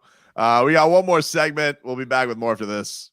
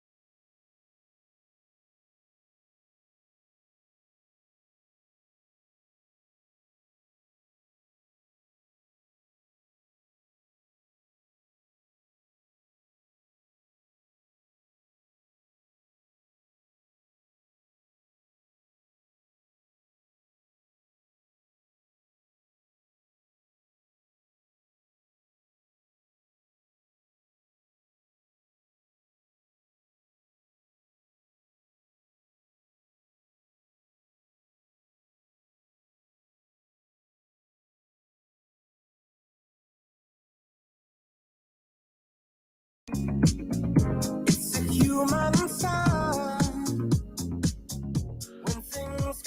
right, welcome back. Tobin and Leroy here with you on 560 WQAM. Hope everybody has a great weekend out there. Hogman and Crowder, they're coming up after us. They will be live from FLA Live Arena. They're there for the NHL All-Star Skills Competition, which the Panthers are hosting this weekend. And tonight they have all that stuff, you know, fastest skater, hardest slap shot, all that jazz. Gary Bettman, NHL commissioner, he's going to join Hawk and Crowder in the 5 o'clock hour. So be tuned on in, listen for that, and have that all ready to go for you guys. Thanks again to Wes Goldberg for joining the show. Thanks to CHRISTOS TSALTAS for joining us. Both those guys talking some great hoops. We appreciate them. And Leroy will be back on Monday. He dipped out today early to go check on his knee. We got good news on that. I'll allow him to share that coming up on Monday, but it's been a nightmare for him as far as getting all this stuff checked out on and making sure our guy is okay. So we got good news on that front, and we'll talk to you guys about that on Monday after the weekend. We didn't get to tickle his fancy today either. I wanted to, you know, but I feel like I would have just annoyed him because I would have just gone with ridiculous events. Yeah, I was gonna say that there's not too many games this weekend to pick from. So no, it's you got one All-Star weekend. You got two All-Star weekends essentially.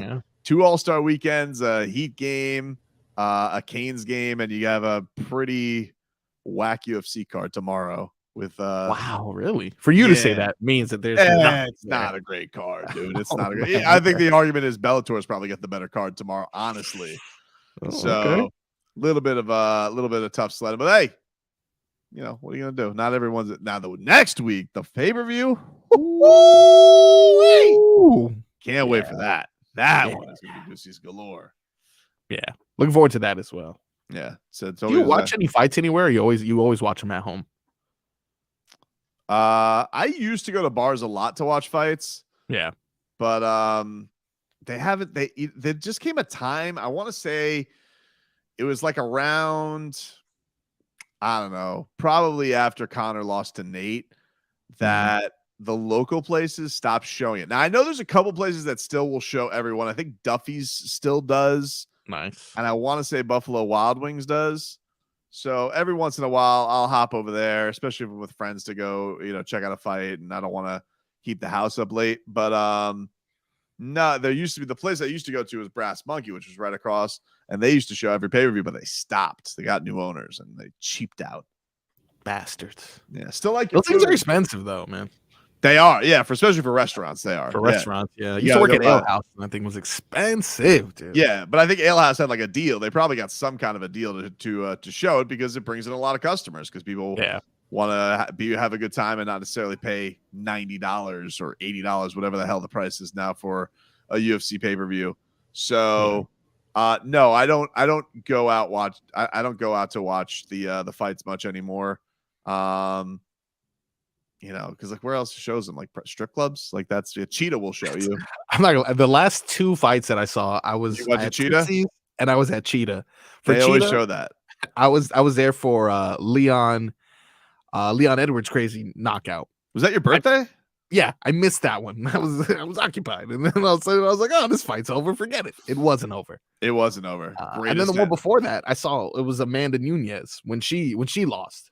That was crazy. So, two of the biggest upsets, man. I just like being around the crowd. There is something about being in an atmosphere when something crazy in a fight happens. It is way better. Like I like it's a couple of things because you have to listen to the dopes while you watch MMA, and if you know fighting at all, that can be a little bit. I'm sure that bothers you so much. I try not to though. Like you know, I don't want to be like the youngest soccer fan who's like, "You do the beautiful game." Yeah, I don't want to be that guy. I want people to watch fighting. That's so I don't like correct them. I'm just like, all right. Yeah, exactly. Sometimes you just got to be like, meh, okay. But when something goes down like crazy, when a crazy ending happens in fighting, it's awesome to be around people. It's like, I mean, like nothing is like being there at a UFC when something crazy happens. But man, when it's if you're watching amongst a bunch of people, it's amazing. People go nutty. It's kind of like watching the Super Bowl also. With Yeah, true. Yeah, I mean, all the hype. But the Super Bowl, I can lose interest in the Super Bowl pretty quickly. You know, last year's Super Bowl was pretty good. We watched it at Leroy's house. Yeah, I mean, barely. You were being kidnapped by the dog the entire time. I was harassed by Zeus. Yeah, he was bugging me the whole time, man. Anyway, so thanks again to the guys who watches. Shout out to Bam, by the way. I just wanted to close out. He was awesome last night. Kevin Pelton, bum take by you. The guy has had a sensational season every which way. And Wes makes a good point. You know, out of all the All-Stars that they could have gone with on the Heat, if they could have gone with him or Jimmy, they went with Bam. And that was the right choice because he's been tremendous this year on both ends. He's been an Iron Man. He's played a lot more games than Jimmy. You know, games decided might not be the all thing, everything for an All-Star. But I think certainly if you're going to send one All-Star, the idea that they've both been awesome this year, but Bam's been there for way more games. I think he's only missed 6 games this year. It definitely should be a factor in him going. And, you know, I hope everybody just appreciates what they're watching with him because, you know, he's 25 years old and he's having a really, really amazing season. I'm glad that he's getting some of the recognition that he deserves. Hopefully this will translate into DPOY stuff as well. And he can finally get that award that he's been seeking so much over the last few years. And as far as Jimmy, I mean, look, Jimmy's happy he's not going. I mean, that's that's vacation for him. He probably should go, but he's glad he's not going. Did you guys see that jacket that he wore yesterday, though? Oh, that was fire. People like that. He was wearing this Dolphins jacket to the game yesterday. Now, I got a lot of snark from people who are like, well, that's why he didn't even put up 15 points. Okay. Did he look like Skylar? Was he basketball version of Skylar Thompson last night? Yes, he was. Yes, he was. He very much was the basketball version of that. But that jacket is fire. You have to agree. That thing is unbelievable. Pretty fresh. Oh, you know, I saw someone else with that recently as well. I think there's like a guy making some like dolphin related jackets because I think I saw one of those drivers, not the F1 that recently was at Hard Rock Stadium. He was visiting the Miami Dolphins and he had that Letterman. I'm telling you, between the Panthers jerseys, the Miami Heat throwback selection, we got some nice merch down here. Dude. Is that like the but how much does that jacket cost? Like, let's be real. Like, that looks like a $600 jacket. That thing looks like it costs a lot of money. There's no way, because I seen like they tried to bring back the starter jackets, and those things are like $200. There's no way that jacket that Jimmy's wearing, is like it's not like an $80 hoodie that you get at Dick's Sporting Goods. I'm sure he got it for free. I'm just saying for the common folk. Remember when it was like, remember Justin Bieber back in the day? You guys remember when he was sitting there for the big 3 Heat games and he had that leather Heat hat on and it cost like $500. Jeez. Yeah. So I found the jacket that he's wearing now because I did see it on someone else. The reason why I recognize it is because it says Andrew on the actual like sleeve itself, not on the. So it literally says Andrew on it, not on the right side, but on the left side there. And I'm looking at the price, $450, which is better than what you thought it would be, but that is still pretty expensive. Still a lot. Still, I mean, nothing for Jimmy Butler, and I'm sure he got it for free, but still, that's a very expensive jacket, but fire. But maybe don't wear it. But maybe don't wear it again because you know, didn't have good vibes. You got to just move on, dude. You got to. I'm surprised he wore it though. I was like, Jimmy's. I thought he was like a Georgia guy. I thought I'd see UD in that jacket. I feel like, yeah, for sure. I mean, you get a free jacket, you're gonna wear a free jacket, you know. JIP, who's got the in on it. Ovo Clothing has a partnership with the NFL. Oof. Right, that's OVO, but it's okay. How would you know that? What is that? That's Drake. Isn't that Drake? Yeah, October's very. Is that a Drake jacket? I don't know. It says Andrew. What's this guy's name? Andrew Downtown. Is that like a store? Let's find out. Now we're doing investigation. Andrew Downtown. Oh, look, it's a store in downtown Miami. And I don't know. I don't see any. You're telling me he packed that? He must have. Yeah, it's a store in downtown Miami. Unfortunately, the jacket is sold out, but it is listed right now. Andrew Downtown. It's right next to the arena, apparently. And $450. Wow. You too can be as stylish as Jimmy Butler whenever it comes back in stock. Good luck. Marty McCann just is laughing at Ovo. My bad. I'm sorry. I don't know what Drake's brand is. No, it's okay. Isn't that with the owl? Yes. That he stole from FAU? Okay, I don't know if he stole it. Oh, dude, I know an owl's stolen when I see one. All right. You did call that owl's name without knowing it the other day. That's Cooter, dude. Everybody knows. Everybody knows. Yeah, I guess so. So sorry I didn't know Drake's brand. Okay, look, no one's attacking you. Just You know, like, you know, I'm not We're wearing attacking you because I'm the not old wearing- never know these things. The old don't know Oh, Drake's brand. there you go. I need an apology to the old for all the slander you did all week. Look, dude, the old love apologies. Oh, God. Do you think I went too hard at the old this week? I know you. I have 12 clips I'm about to play that prove that you definitely went too hard on the old this week. I don't even like calling them. Now you got me calling the elderly Tobin. We refer to them. Why as do the we refer? elderly. But why do we refer? Why can't we just call them the old? Just don't like it. It just seems something about it feels It wrong. sounds insulting, I think. Yeah. Anything that you put "the" in front of, like when you're just referring to a group of people, it just never really just But sounds it's good. also what follows up the. But you would agree that most people would say the elderly is acceptable, correct? Yes. That seems a little silly if I'm just shortening it up. It's like a nickname. What's wrong with calling them the old? I don't know. Like if Joe Biden came over here, I would be like, "What's up, Prez?" You know, I would have just shortened it. You can't shorten some things. I don't know. Game It's Boys. like when you call Margos Frog Boy. It's kind of the same thing. I don't think You it's the call same. me Birderer. It's the same thing. That's the same. I didn't You call you have that. Mike our Diamante names. called you that. I For didn't call you lashing that. out. Lashing out now. J Figs, a murderer. Who's lashing out? Because it's not me. Game Boy 305 says it looks like an owl. OVO. It does actually. I never noticed that. All right, everybody. That's our show for today. We'll talk to you guys on Monday. He doesn't live life on Twitter, Tobin. He's one of the old. He'll be back. The old love attention. You know, because the old aren't very good with technology. Okay. And they hobnob, yeah? The Hobnob. old You know- love to hobnob. The old don't like to rush. Because the old love chess, especially in the park. Blue Bloods. The old love Blue Bloods. Were you in flip flops? No, I was in my frog socks. I just call those socks. Free dinners. The old love free meals. Hope you mother have a good day.